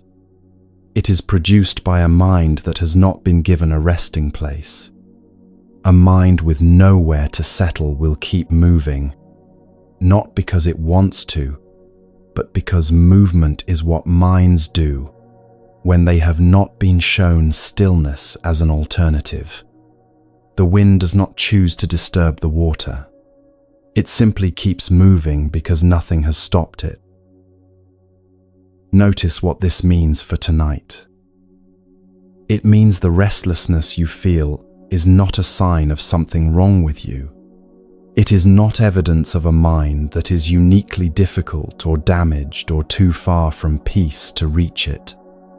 It is what any mind does when it has not yet found its resting place in this particular night. The bowl is not broken. There is just wind, and wind can stop. In the Pali Canon, the antidote the Buddha gave most directly for this hindrance is composure, the quality of a mind that has returned its attention again and again to a single object until the returning itself becomes more natural than the wandering, not forcing stillness, providing a resting place that the mind can find its way back to each time the wind pulls it elsewhere. You were given that resting place in the last teaching.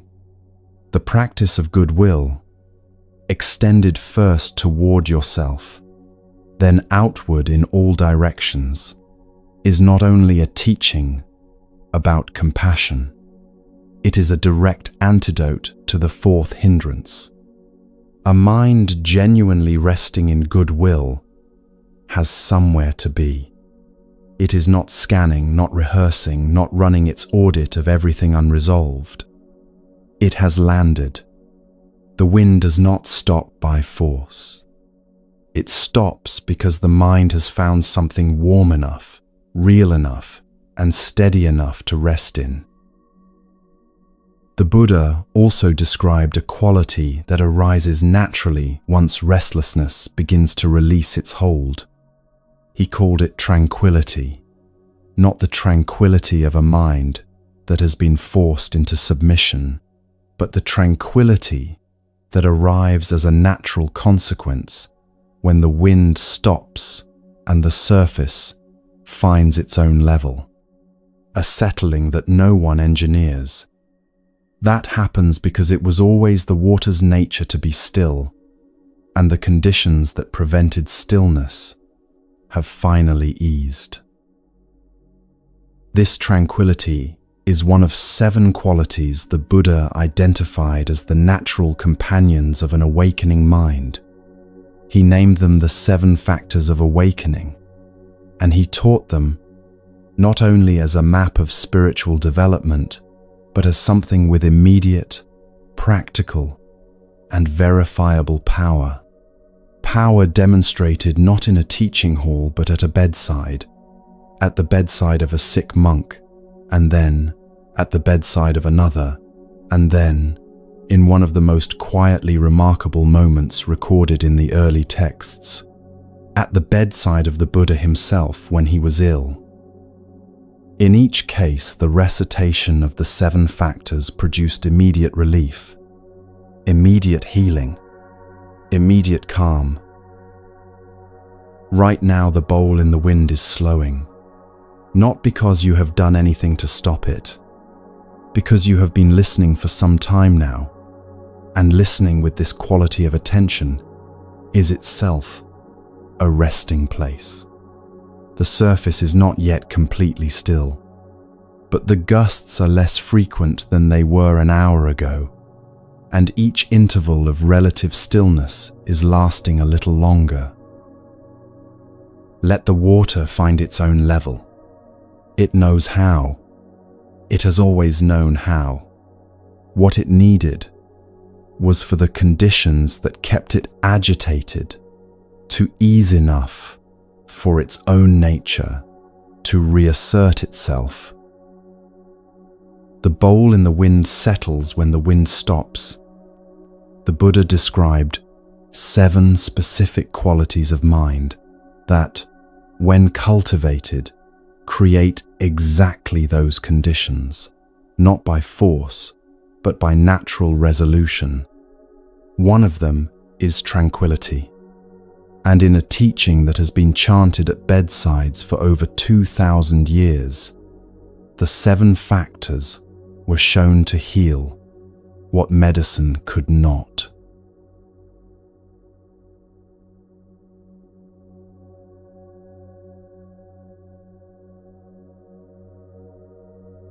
The Buddha was lying down.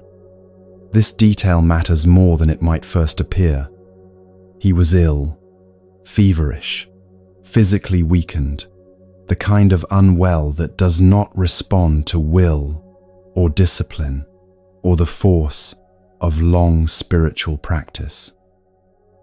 A monk named Kunda came to him and asked, with careful respect, whether the Buddha would like to hear the 7 factors of awakening recited aloud. The Buddha said yes.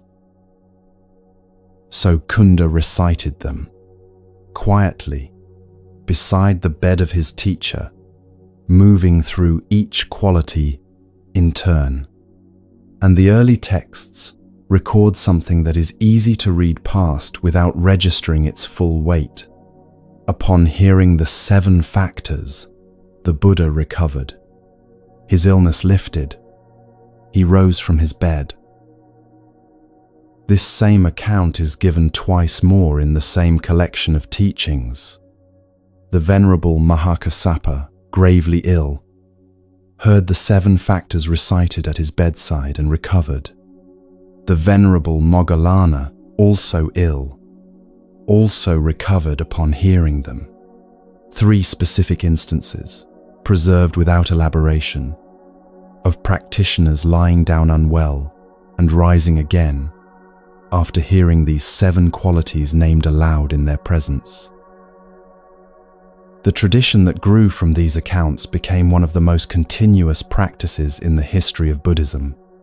For over 2,000 years, in Theravada communities across Southeast Asia, practitioners have gathered at the bedside of the sick, at the threshold of the night, at the moment when a person lies down and needs the mind to release its grip on the day, and they have recited protective teachings with careful, unhurried attention. The specific texts change by region and occasion. The understanding beneath them does not. Words that carry genuine qualities of mind, spoken with care at the right moment, do something to the person receiving them, not through ritual alone, through the quality of presence they require and the quality of mind they describe. The 7 factors are not a list of achievements to work through in order. They are a description of how the mind naturally moves when conditions allow it to, a sequence that follows its own internal logic, each quality making the ground ready for the next to arise. You do not produce them by effort. You recognize them as they appear, and your recognition allows each one to complete itself before passing naturally to what follows. The first is simply knowing where the mind is, not correcting it, not improving it, just the honest recognition of what is present right now. The weight of the body, the temperature of the air, a thought passing through. Knowing, without judgment or interference, what is actually here. This is where everything begins, because a mind that does not know where it is cannot move deliberately from where it stands. From that knowing, a second quality can arise, a willingness to look more closely at whatever the knowing finds. Not analysis, not the problem-solving mind organizing itself for action. The simple willingness to see what is actually present, rather than reaching past it toward what is feared, or hoped for, or expected. The mind that knows where it is, and then looks honestly at what it finds there, begins to work with what is real. It stops defending against a version of the situation that may not match the situation itself. This is the second quality, and its practical gift is relief, the particular relief of seeing something clearly after a long time of looking away from it.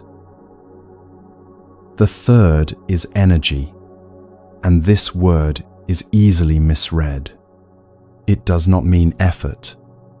It does not mean pushing a tired mind past its natural limits. It means something closer to aliveness, the quality of a mind genuinely engaged with this moment, rather than performing engagement while actually somewhere else. You can feel the difference in your own body right now. The mind forcing itself costs something with every step. The mind genuinely present feeds itself. This third quality is the difference between those two experiences. When knowing, clear seeing, and genuine aliveness are present together, something else arrives without being manufactured. The early texts use a word that translates roughly as rapture, but the English word reaches for more drama than what is meant. It is quieter than rapture, a subtle gladness at simply being alive in this particular moment, not because the moment is exceptional, but because being alive in any moment, when met with full presence, carries a quality of rightness that does not depend on anything outside it. The body notices this before the mind names it. Something loosens somewhere that had been held, perhaps for a long time, without knowing it was being held. And then, naturally, without decision, without instruction, the fifth quality arrives. Tranquility, the settling that follows genuine gladness, the way exhaling follows a breath taken all the way in. The mind that has moved through knowing, clear seeing, aliveness, and quiet gladness finds itself in a place it did not need to create. The bowl from the last teaching, the one the wind kept agitating, begins, without being touched, to smooth its own surface. The conditions that prevented stillness have eased.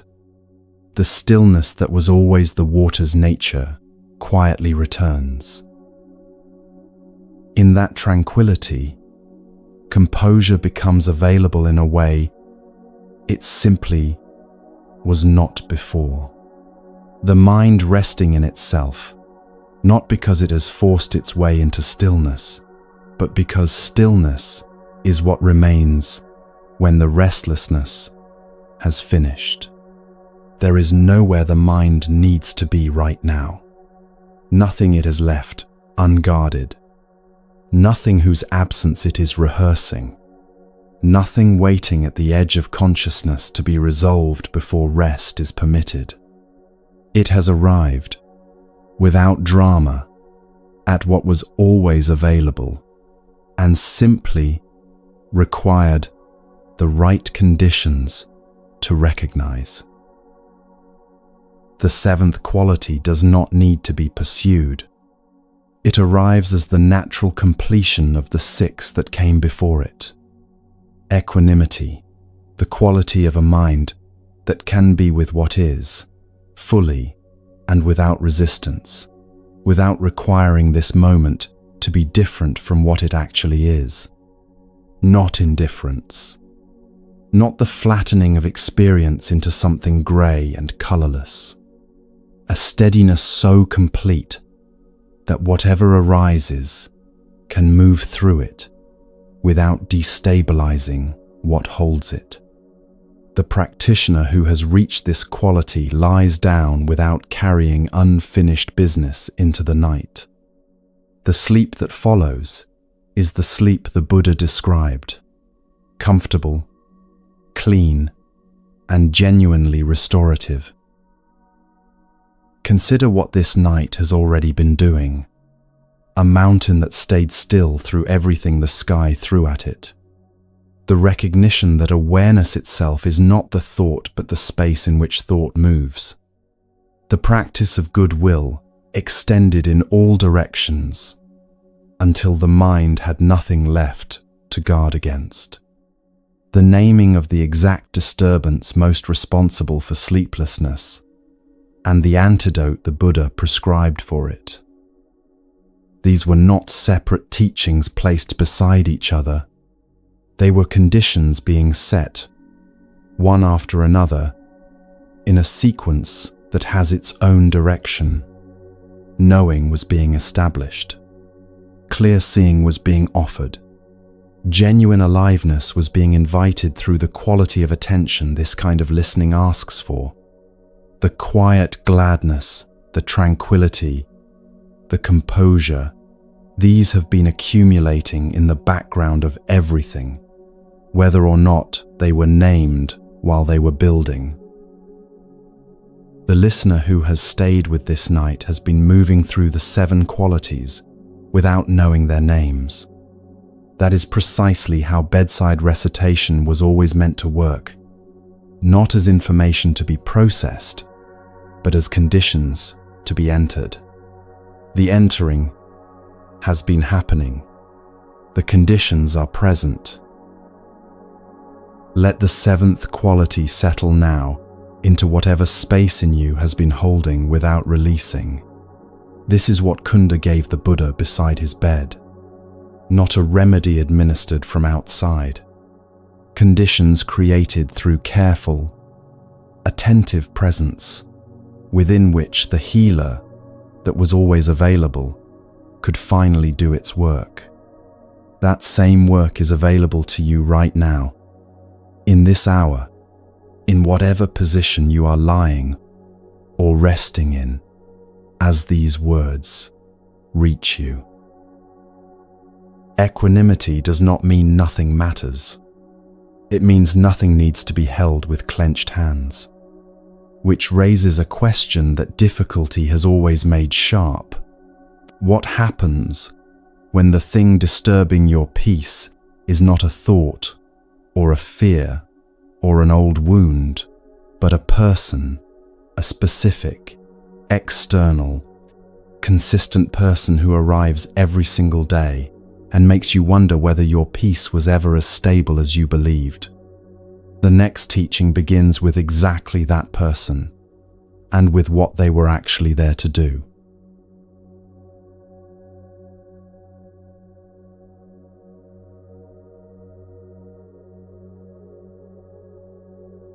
Metal on metal, a rhythm without mercy, beginning before dawn and continuing without pause through the hours of the morning, through the period of afternoon work, and often well into the evening.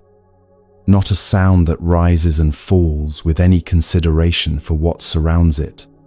A constant, indifferent percussion that enters every corner of the temple grounds and makes silence feel like something permanently lost. For a moment, just that sound. No monastery around it, no monk yet disturbed by it. Simply the hammering and whatever response rises in you upon hearing it described, because the response is the teaching. A monk named Jishin had spent 3 years in the temple of still waters, cultivating exactly the kind of practice the name suggested. Early rising, long periods of sitting, the careful tending of a contemplative life built around silence, the way a house is built around its central beam. He had grown genuinely peaceful in those 3 years. His mind had settled into rhythms that felt stable and real. He was not performing calm. He had found it. Then the house next door was purchased by a metalworker named Tanaka, who set up his workshop in the adjoining yard and began his days at a time and volume that suggested complete indifference to the fact that a contemplative community existed 6 meters from his anvil. Within a week, Jishin's practice had collapsed. Not dramatically, gradually, in the way that water finds every crack in a structure that seemed solid. He could not settle into his morning sitting because he was listening for the hammering to begin. When it began, he could not release his resistance to it. When silence occasionally appeared, he could not trust it because he knew it was temporary. He began to resent Tanaka with a consistency and creativity that surprised him. This man he had never spoken to, who was simply conducting a trade in proximity to a community he had no particular reason to accommodate. After a month of this, Jishin went to the temple's head teacher, a man named Echo, with what he believed was a reasonable problem requiring a practical solution. The noise was destroying the atmosphere of practice. Surely something could be done. Surely the community had a right to protect the conditions that made genuine contemplative life possible. Iko listened to all of it. The specific sounds, the timing, the accumulated resentment, the collapsed sittings, the fantasies of intervention.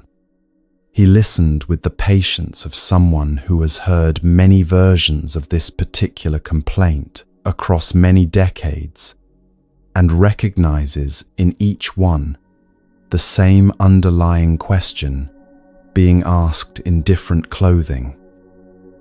Then he said something that Jishin was not prepared for. "What do you think he is here to teach you?" Jishin stared at his teacher.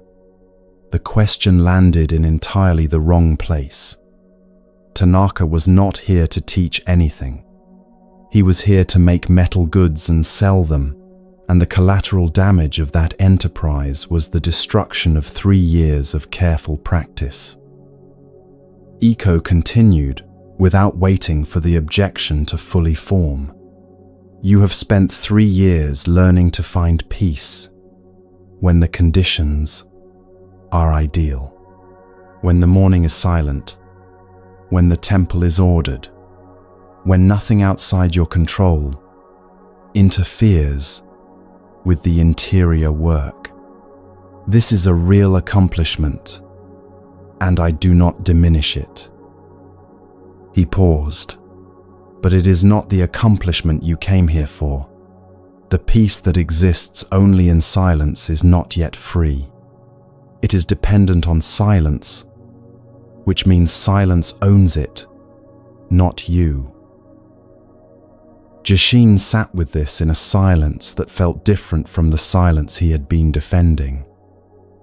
"Your neighbor," Iko said, "has arrived at precisely the right moment to show you where your practice ends. This is not misfortune. This is precision. Any student can find stillness when everything cooperates. The question your practice has been building toward, without your knowing it was building toward anything, is whether you can find it when nothing cooperates at all." The Buddha taught this not as an abstraction, but as a precise description of what genuine equanimity actually is. He said a practitioner with a well-developed mind remains stable, whether praised or blamed, whether comfortable or uncomfortable, whether the conditions of a given day are favorable or entirely otherwise. The stability is not produced by the conditions. It exists prior to them, underneath them, as a quality of mind that circumstances can test but cannot create and cannot remove. If it could be removed by a metalworker's hammer, it was never really there. It was borrowed from the silence. Jishin returned to his cushion that evening with something he had not brought to it before, not a hope that the hammering would stop, but a genuine curiosity about what he would find if he stopped fighting it. He settled. The hammering was still there. This time, instead of placing himself against it, he allowed it into the field of his attention alongside everything else: the temperature of the air, the feel of the cushion, the rhythm of his breath. One sound among many, present, real, not requiring a verdict. Something shifted, not immediately, not completely, but enough. The sound had not changed. His relationship to it had, and in that change, he found something his 3 years of quiet practice had been preparing him to find, but could not, by themselves, deliver: a steadiness that did not require the hammering to stop in order to be real.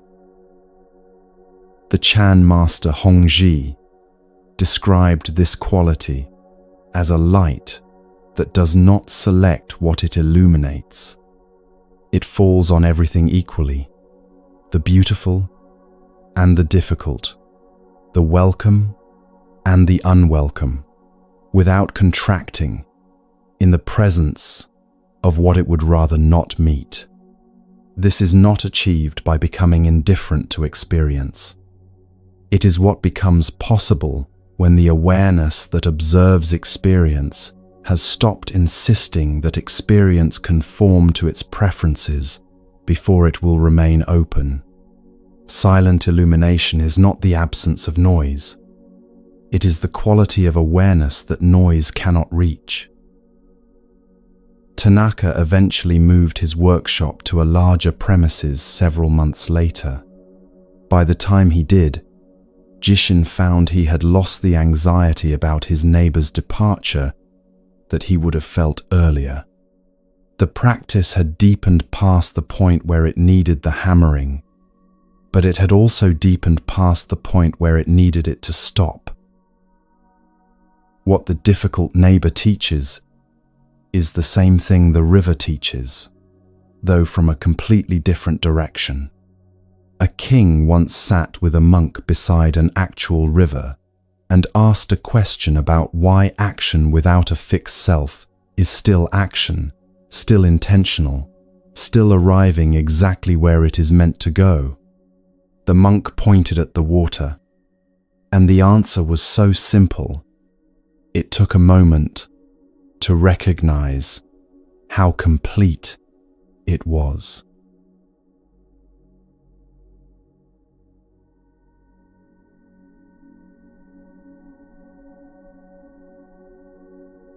There is a moment recorded in an ancient dialogue between a Greek king and a Buddhist monk that has survived intact for over 2,000 years, and it begins not with philosophy, but with geography.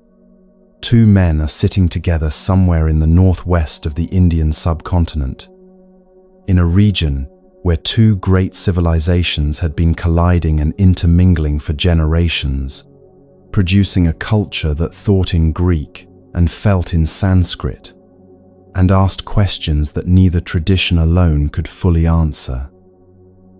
The king's name was Milinda. The monk's name was Nagasena. Their dialogue was recorded in a text that has been studied in Theravada communities for centuries as one of the most precise and accessible explorations of Buddhist teaching that exists. What makes it unusual is the king. He was genuinely interested, genuinely sharp, and genuinely resistant to being satisfied with answers that did not hold up under pressure. He brought the interrogating habit of Greek philosophical tradition to a body of teaching that had developed in an entirely different climate of thought, and the friction between them produced something that neither tradition would have produced alone. One of his questions concerned action. If there is no fixed, permanent self, if what we call a person is actually a collection of constantly changing processes without a stable center, then who is acting? Who is making the decision, taking the step, directing the intention? And if there is no one there in the way we ordinarily assume there is someone there, how can action be genuine? How can it be wise? How can it arrive anywhere at all? Nagasena did not answer immediately with doctrine. He pointed at the nearest river. "Watch it," he said. "Watch how it moves." The river does not plan its route. It does not consult a map or calculate the most efficient path to the sea. It has no fixed center that makes decisions about direction, and yet it always arrives. Without exception, without failure, across any terrain and through any obstacle, the water finds its way from its source to the sea with a consistency that no planned route could improve upon. When it encounters a boulder, it does not stop to assess the situation. It does not waste energy pushing against what will not move.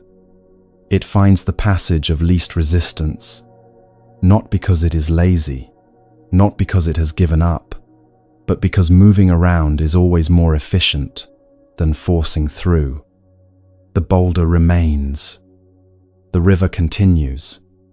Both are exactly what they are, and neither is diminished by the encounter.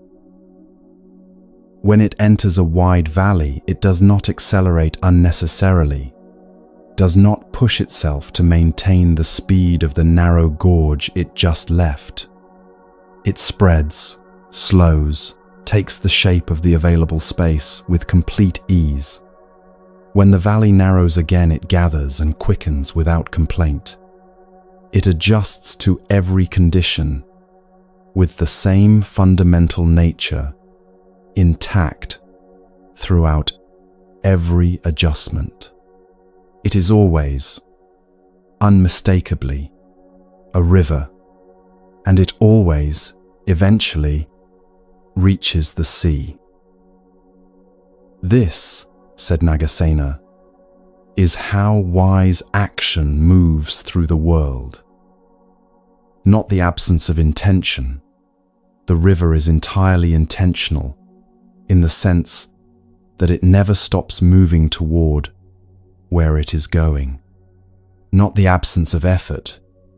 The river exerts enormous force when force serves its movement, and none when it does not.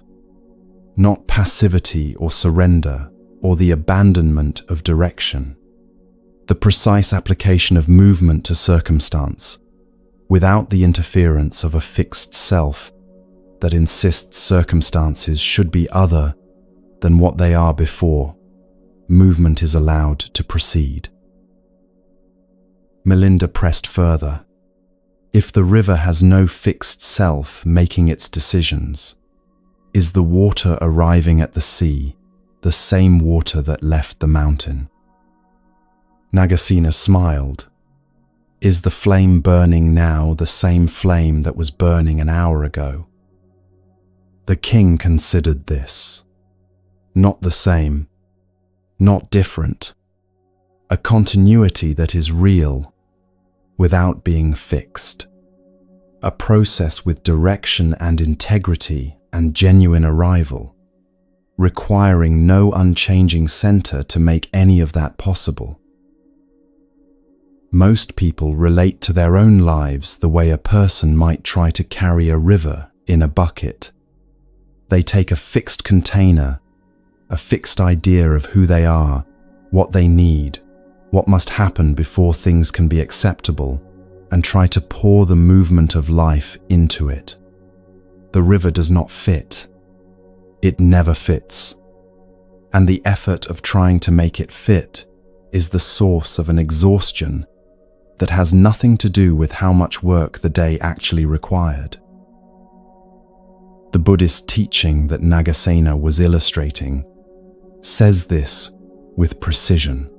Suffering arises not from circumstances, but from the addition of a fixed self that insists circumstances be otherwise.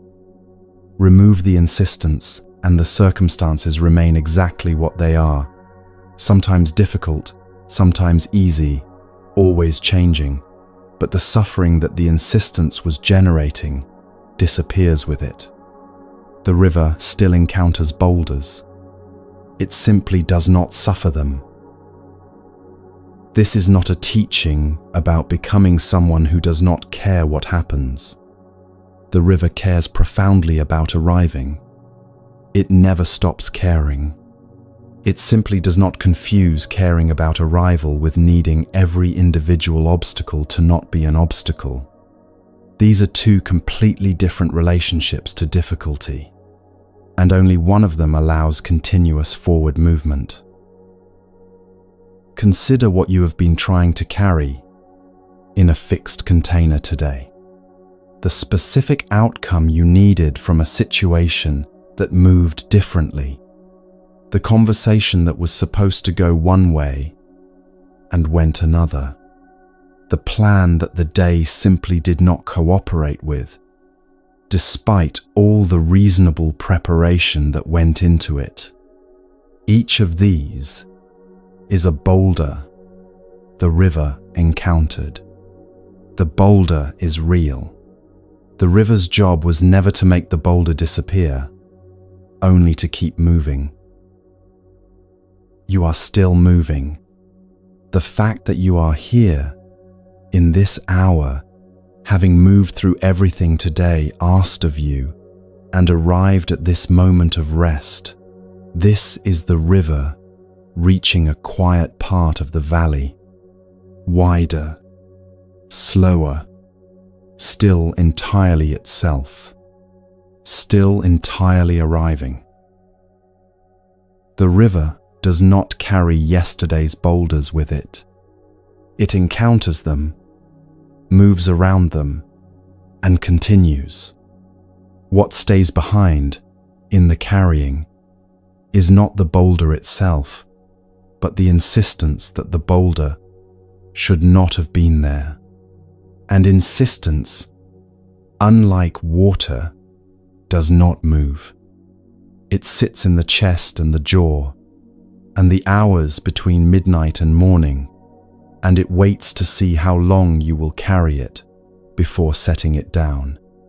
The next teaching asks exactly that question, not about the boulder, but about how long you have been holding it, and whether the holding was ever required at all.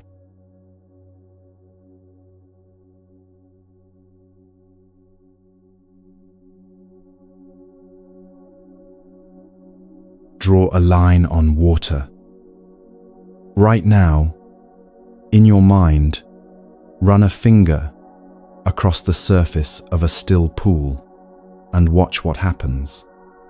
The line forms for a fraction of a second, a thin disturbance, a parting of the surface, and then closes behind itself as though the finger was never there. No mark, no trace. The water returns to itself so completely and so immediately that the idea of a permanent line on water becomes almost absurd. Water does not hold. It is not in its nature to hold. Now draw a line on sand. This one stays. You can see it clearly. Follow its length. Read the intention behind it. But leave it overnight, and the wind will have worked on it. A week of weather, and it is gone. The sand rearranged into perfect indifference to whatever was once written across it. The line on sand outlasts the moment, but not the season. Now draw a line on stone. A chisel, or years of water, moving always in the same direction, or the slow insistence of a root finding the same crack over decades. This line stays. It outlasts the person who made it. It outlasts the memory of why it was made. Long after the hand that drew it has turned to earth, the line remains in the stone, unchanged and unchanging. The Buddha asked his monks to consider these three surfaces and then honestly answer one question. When someone speaks harshly to you, where do you hold the mark they leave? In water, where it closes before the moment ends. In sand, where it lasts for a while but the weather eventually handles it.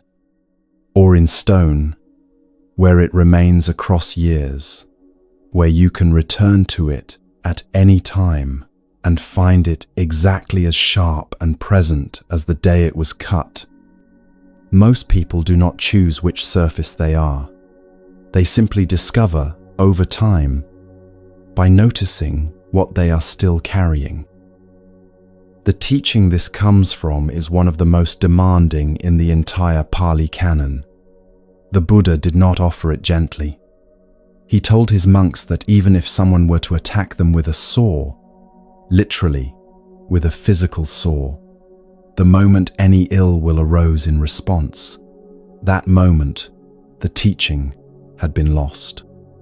The standard he set was water, not forgiveness as an act of will, not the suppression of natural feeling, not a performance of equanimity the body does not match, the actual quality of a mind that does not retain the mark, that closes behind the difficulty, like water closes behind a moving hand.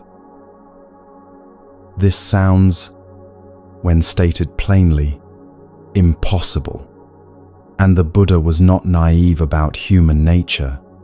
He would not have used such an extreme example if he did not understand the full distance between what he was describing and where most people stand. He was not saying, "Achieve this immediately, or you have failed." He was pointing at the destination clearly enough that the direction could not be mistaken. And the direction is always the same, toward less holding, not more. Toward sand, if stone is where you are now. Toward water, when sand becomes possible. Think of something from today that left a mark, an interaction that landed wrong, a word from someone that has been sitting in your chest since it was delivered, a moment that played back in your mind more than once during the hours that followed. You do not need to name it aloud. You know what it is. Now ask honestly, what surface is this mark sitting in? If it is still sharp, still vivid, still producing the same response it produced at the moment of impact, that is stone, not as a judgment, as information, because stone can be worked. Stone is not permanent, just because it is hard. Water gets through stone eventually. It just requires patience and a consistent direction. The moment the harsh word was spoken, something real happened. Contact was made. The first arrow landed, as the earlier teaching named it. That moment is not in question and not being dismissed. The question is only about what has happened since, because the word itself ended at the moment of its utterance. The person who spoke it has moved through many other moments since then. They are not still speaking it. They may not be thinking of it at all.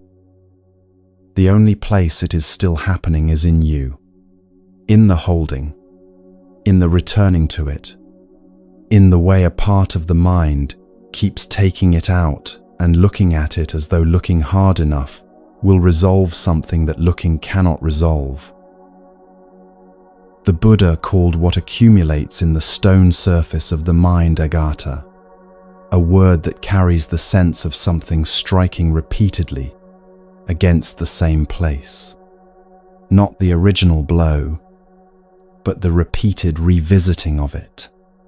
The suffering in agata is not caused by the original event.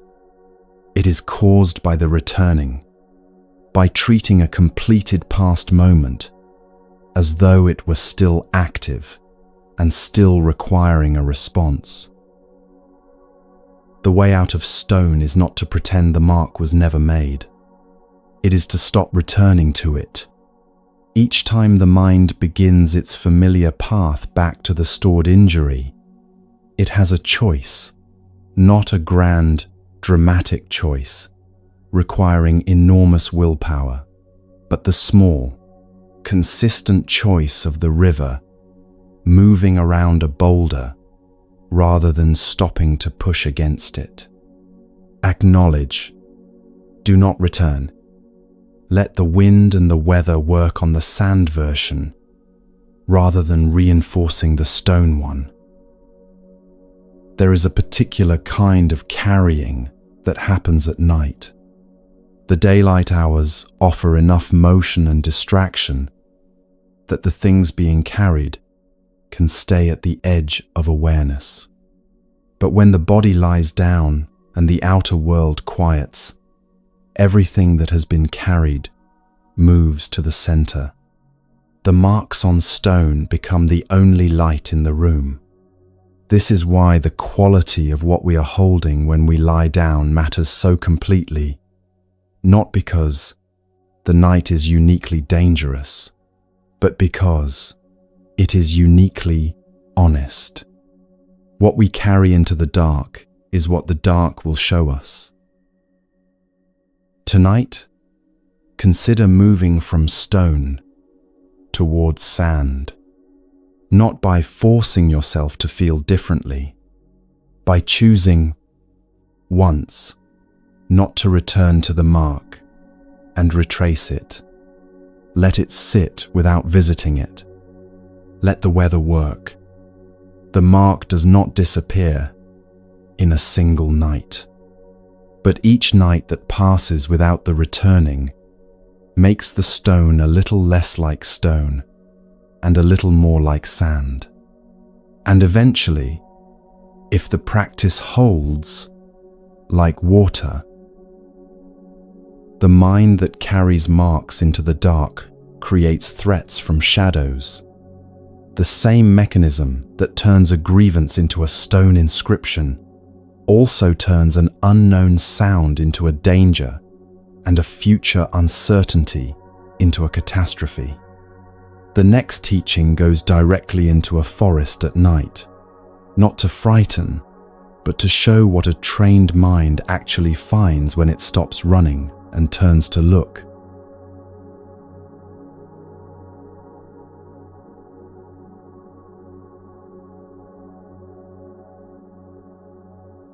A sound arrives in the forest. The Buddha does not move. He is sitting at the base of a large tree, in a location he chose specifically because it frightens him, one of the charnel grounds, the deep forest clearings, the isolated gullies that the ordinary person avoids after dark, without needing to explain why. He has been sitting here for hours. The darkness is complete, except for what the moon manages through the canopy. And now, a sound. He turns toward it. Not figuratively, physically, deliberately, he turns his body in the direction of the sound and looks. A deer, standing at the edge of the clearing, regarding him with the calm curiosity of an animal that has not yet decided whether to be alarmed. It turns and disappears into the trees. The clearing returns to silence. He returns to his sitting. Another sound arrives. He turns toward it again. A branch settling under its own weight in the cooling night air. The kind of slow creak that wood makes when temperature changes, that sounds in darkness like something deliberate and approaching. A branch. He returns to sitting. This is what the Buddha described in a teaching he gave early in his ministry, the specific practice he had developed of sitting alone in genuinely frightening places and turning toward every sound that fear tried to make him run from. He described it in detail, The locations he chose, the fear that arose reliably at the beginning of each night, the way it manifested in the body, hair standing, breath shortening, the particular alertness of an organism that believes it is about to need to act. And then the practice, turning toward the sound before the mind could complete its story about what the sound meant. Every time he turned toward the sound, he found what was actually there. A peacock dislodging a branch, wind moving through bamboo in a pattern that the frightened mind reads as footsteps, an animal moving through dry leaves. Again and again, what the darkness contained was ordinary. What the mind was generating in response to the darkness was not. The teaching he drew from this is precise and practical. Fear, in the vast majority of cases, is not a response to what is actually present. It is a response to what the mind believes is present, to the story assembled from incomplete information in the dark. The sound arrives. The mind, working faster than investigation can follow, produces an interpretation, something dangerous, something threatening, something requiring immediate protective action. The body responds to the interpretation, not the sound. The heart accelerates. The muscles tighten. The whole organism goes onto alert. For a deer, for a branch, for wind through bamboo. What the Buddha developed in those forest sittings was a different sequence. Sound arrives. Fear begins to form. Before the fear completes, before the story solidifies into certainty, turn and look. Not with the braced, defensive looking of someone expecting the worst, with the open, steady attention of someone genuinely interested in what is actually there. Investigation before interpretation. The actual thing before the mind's version of the thing. He also described, without self-congratulation, the moments when he failed, when fear completed its journey before investigation could interrupt, when he rose and moved away from the sound before turning toward it. Each time, he returned to sit in the same location the following night. The practice was not the achievement of fearlessness in a single sitting. It was the consistent returning, night after night, to the habit of turning toward rather than away. The results were cumulative. Each time investigation replaced interpretation, and each time it found something ordinary where fear had predicted something dangerous, the mind's confidence in its own fear predictions weakened slightly. The hair still stood, the breath still shortened, but the second movement, the one where the mind builds its catastrophe on top of the physical sensation, became slower, more hesitant, less automatic. The gap between the sound and the story widened, and in that gap, investigation had room to work. This is the capacity the Buddha was describing when he said a practitioner with a well-trained mind can sit alone in the wilderness and remain stable through the night. Not because the frightening sounds stop, not because the body stops registering them, because the mind no longer completes the journey from sensation to catastrophe automatically. Investigation interrupts that journey every time it is applied, and what it finds, again and again, in every forest, across every dark night is the ordinary. The nighttime fears that most people carry are not forest fears.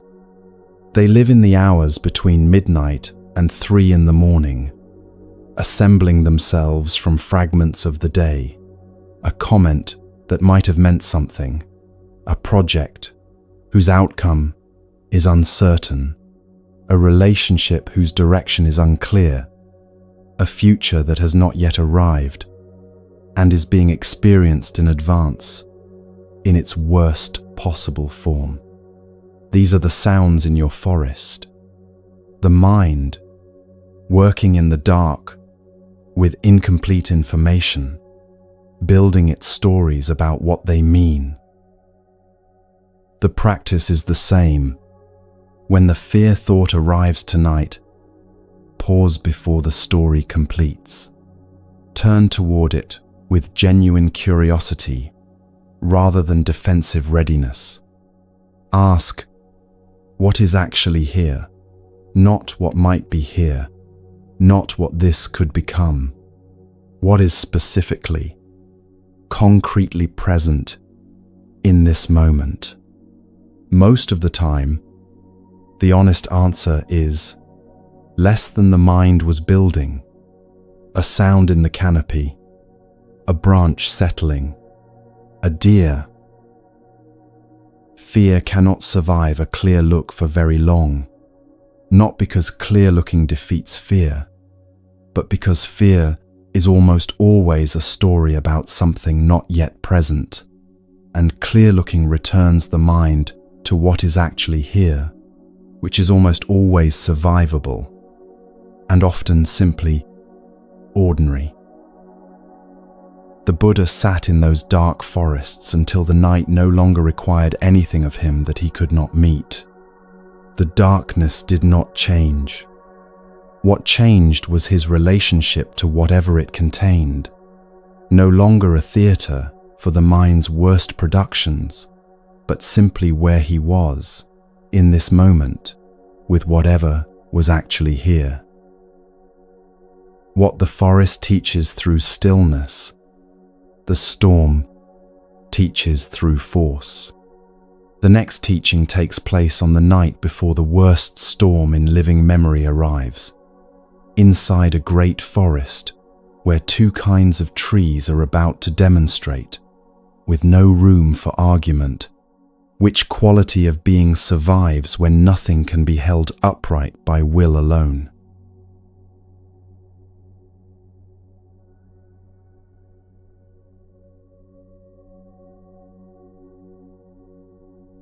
The tree spirits are arguing. This is how the oldest version of this story begins. Not with a storm, not with destruction, not with any of the dramatic imagery that the ending will earn, but with voices disagreeing in the canopy of a great forest on an ordinary afternoon, before the sky has given any indication of what is coming. The disagreement is about a simple question. And the question is this: when the storm arrives, what should we do? The spirits of the large trees answer first. Their confidence is the confidence of things that have stood for centuries, the unhurried certainty of beings whose roots reach deeper than memory, whose trunks have widened past the span of human arms. We will stand firm, they say. We will not move. We have weathered every storm that has passed through this valley, and we will weather this one. To yield would be to lose what we are. The spirits of the smaller trees speak more quietly. We will bend, they say. When the wind comes, we will go with it. As far as it takes us, as low as it pushes us. And when it passes, we will return to where we were. The large trees find this answer unimpressive. It sounds, to them, like surrender, dressed in careful language. The small trees have always been small. Perhaps they have simply found a philosophy that accommodates their limitation. The storm arrives before the argument is resolved. It comes the way the worst storms come, with a preliminary stillness so complete that every creature in the forest pauses, some ancient instinct recognizing what the silence means. Then the wind begins. Not gradually, not with any courtesy of escalation. It arrives at full force, as though it has been gathering its intention somewhere out at sea for days, and has finally found its target. The canopy tears and lifts. Rain arrives sideways, horizontal, with the density of something solid. The temperature drops in minutes. The forest, which was still a moment ago, is now a single continuous roar. The large trees do exactly what they said they would do. They stand firm. They push back against the wind with everything their centuries have given them, the full weight of their accumulated growth, the depth of their root systems, the mass and solidity that have defined them. For a time this works. They hold. They do not move. They are precisely what they believe themselves to be. And then the wind finds the limit of what holding can accomplish. The roots, which reach deep but do not spread widely, which go down in search of water rather than out in search of stability, begin to give way beneath the sustained lateral force. The trunk, which has grown to resist its own weight and the weight of its canopy, but has never learned to be anything other than vertical, cracks under a load it was not designed to carry. One by one, the great trees fall, not from weakness, but from a kind of strength that did not know how to be anything other than itself, when what the moment required was something different. The small trees bend. They bend until their crowns brush the ground, until any observer would say they are finished, until the bending looks indistinguishable from breaking. Their roots, which spread wide and shallow through the soil, hold precisely because they hold in every direction equally, no single direction bearing the full force of the storm, the load distributed through an underground network that the wind cannot reach. They are not resisting, they are receiving, taking the full force of the storm into their bodies and allowing it to move through them rather than meeting it with a counterforce that the storm will simply exceed.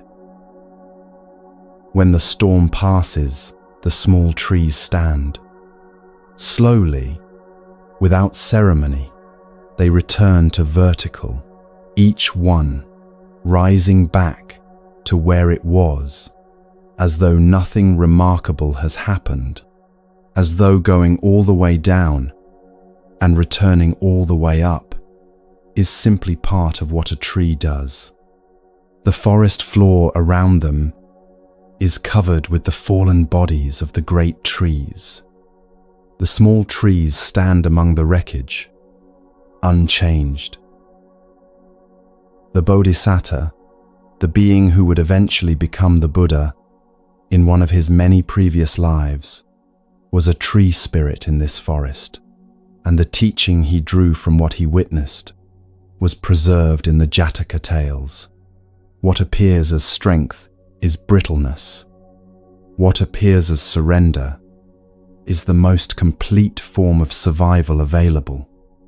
Only what yields to what it cannot change will still be standing when the wind has finished. This is a teaching about flexibility, but it is important to understand what flexibility means here, because it is easily misread as weakness or as the absence of principle. The small trees did not become less themselves by bending. They were rooted throughout, their underground network held through every degree of their bending, which is precisely why they could return to vertical when the bending was no longer required. Flexibility without roots is not the teaching. The teaching is roots deep enough that the surface can move freely without anything essential being lost. Think of where in your own life you have been standing firm in the manner of the large trees, the position you will not move from, the outcome you will not release, the version of how something should be that you are holding against a reality that keeps insisting otherwise. The wind is not personal. It does not know it is pushing against you specifically. It is simply what is. And what is, held against with sufficient rigidity, will eventually find the limit of the holding. The Buddhist teaching on the middle way is sometimes misunderstood as a teaching about moderation, about finding the acceptable midpoint between extremes. But the middle way is not about avoiding the edges. It is about having roots deep enough that you can visit both edges without being destroyed by either. You can bend fully without losing what you are. You can yield without surrendering your direction. The small tree goes all the way to the ground and comes all the way back. It does not compromise its bending or its returning. It does both completely. Tonight, whatever you have been holding rigid can be allowed to bend. The roots will hold. They have held through every storm you have already survived, and those storms were real, and you are here. Bending now is not losing what you are. It is trusting that what you are runs deeper than any position the surface is currently defending. The trees bent all the way to the ground and found the ground waiting to receive them, which points toward what this entire night has been moving through its teachings to uncover, the thing that has been waiting beneath every story, every difficulty, every hour of searching. A woman spent her whole life sitting directly above it without knowing it was there. And what she found, when she finally dug where she had always stood, was not something new. It was what had always been there, patient, inexhaustible, requiring only the one act she had never thought to perform.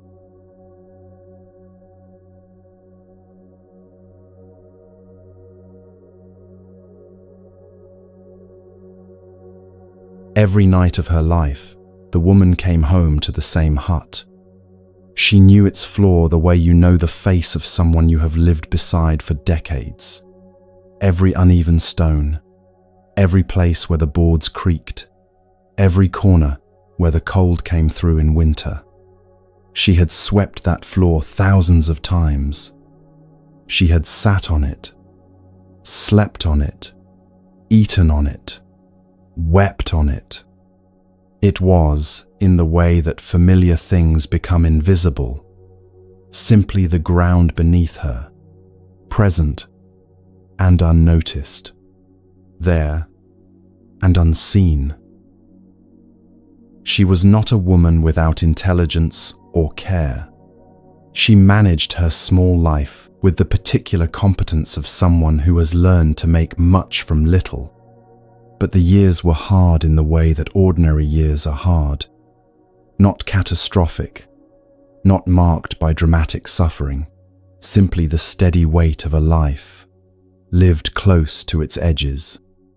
Never quite enough.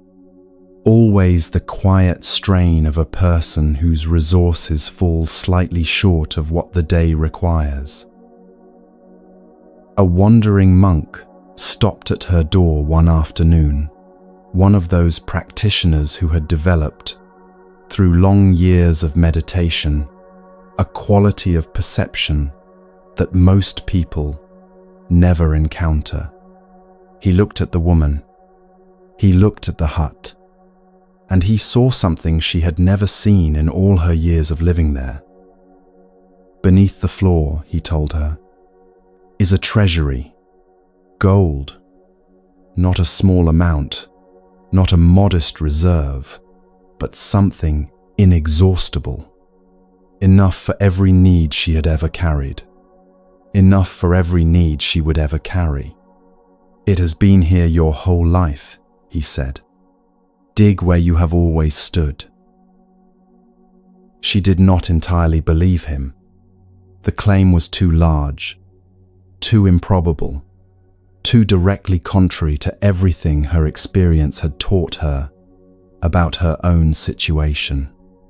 People who have lived for years in a particular story about themselves do not release that story at a stranger's word, even when the stranger is calm, even when something in his presence makes the claim feel less like fantasy than it should.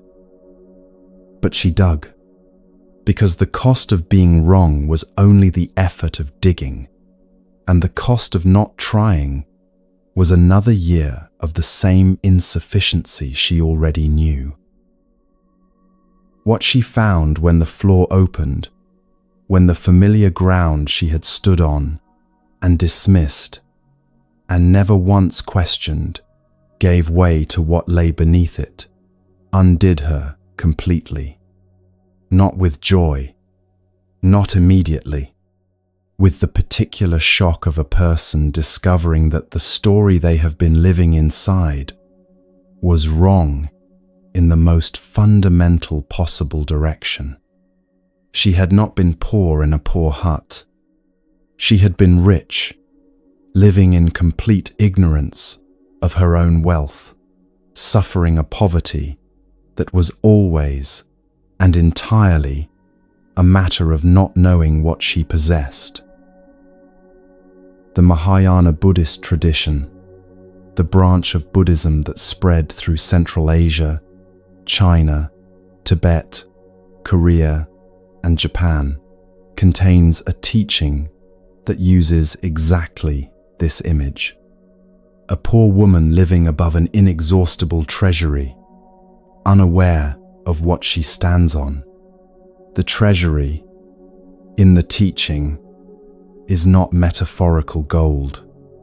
It is what the tradition calls Buddha nature, the fundamental, unborn, undiminished quality of awareness that every sentient being already possesses, that cannot be damaged by any experience, that is not increased by spiritual achievement and not decreased by moral failure, that is simply there, complete, present, and inexhaustible beneath every layer of confusion and suffering and searching.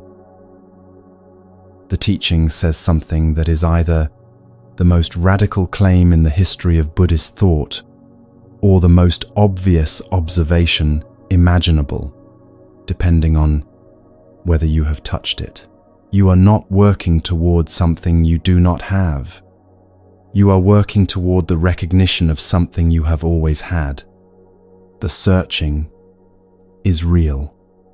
The suffering is real. But they are the suffering of a person who has not yet dug where they have always been standing, not the suffering of someone who is genuinely without.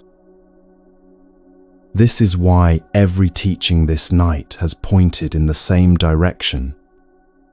The mountain was not showing you something you needed to build. It was showing you something already present in you, that the storm had temporarily obscured. The sky was not a state to achieve. It was the nature of the awareness you have always been using to watch your thoughts. The goodwill the Buddha asked you to extend toward yourself was not a quality you had to manufacture. It was what remained when the self-criticism briefly stopped and the natural ground of the mind became available. Every tradition that has preserved the Buddha's teaching across every culture it has moved through arrives eventually at this same recognition from a different direction. The Theravada tradition describes a state of consciousness, the life continuum, that underlies every experience, including dreamless sleep, the mind's natural resting baseline, clear and undisturbed, visited every night by every person who has ever lived. The Tibetan tradition calls it the clear light, the luminous, undivided awareness that sleep yoga practitioners train themselves to recognize at the threshold between waking and rest. The Zen tradition points at it with silence, with the pause after the question, the space where the seeking mind stops and something else becomes briefly visible.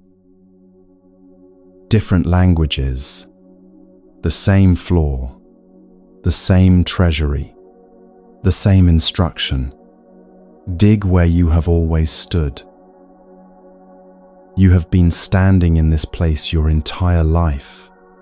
Every difficult night, every hour of searching in the wrong direction, every moment of genuine rest you have ever known, the ones that arrived without explanation, when the mind briefly released its grip and something underneath became available. Those moments were not accidents. They were the treasury briefly making itself known through the floor. The monk did not give the woman anything she did not already have. He gave her the direction of her own attention. He pointed down rather than outward. He said, "Here, not elsewhere. Now, not later. This ground, not some other ground." The teaching for tonight is identical. The peace that has been promised in this video's title, the quieted mind, the deep sleep, is not waiting to be constructed from these teachings. It is waiting to be recognized. The recognition does not require more effort. It requires less. The releasing of whatever is still being gripped. The willingness to be, for this night, exactly where you already are. The woman did not have to travel anywhere to find her treasury. She had to stop treating the ground beneath her as something to stand on without question, and begin to understand that what she stood on was precisely where everything she needed had always been waiting. The mind has a resting place it returns to every single night without knowing its own name. Tonight you have simply learned to recognize it. And as this night finds its final threshold, as the teachings settle and the searching quiets, and the floor reveals what was always beneath it, there is one image left, one that has been present in the sky above every story this night has told, waiting to be seen clearly now that the water has finally stilled.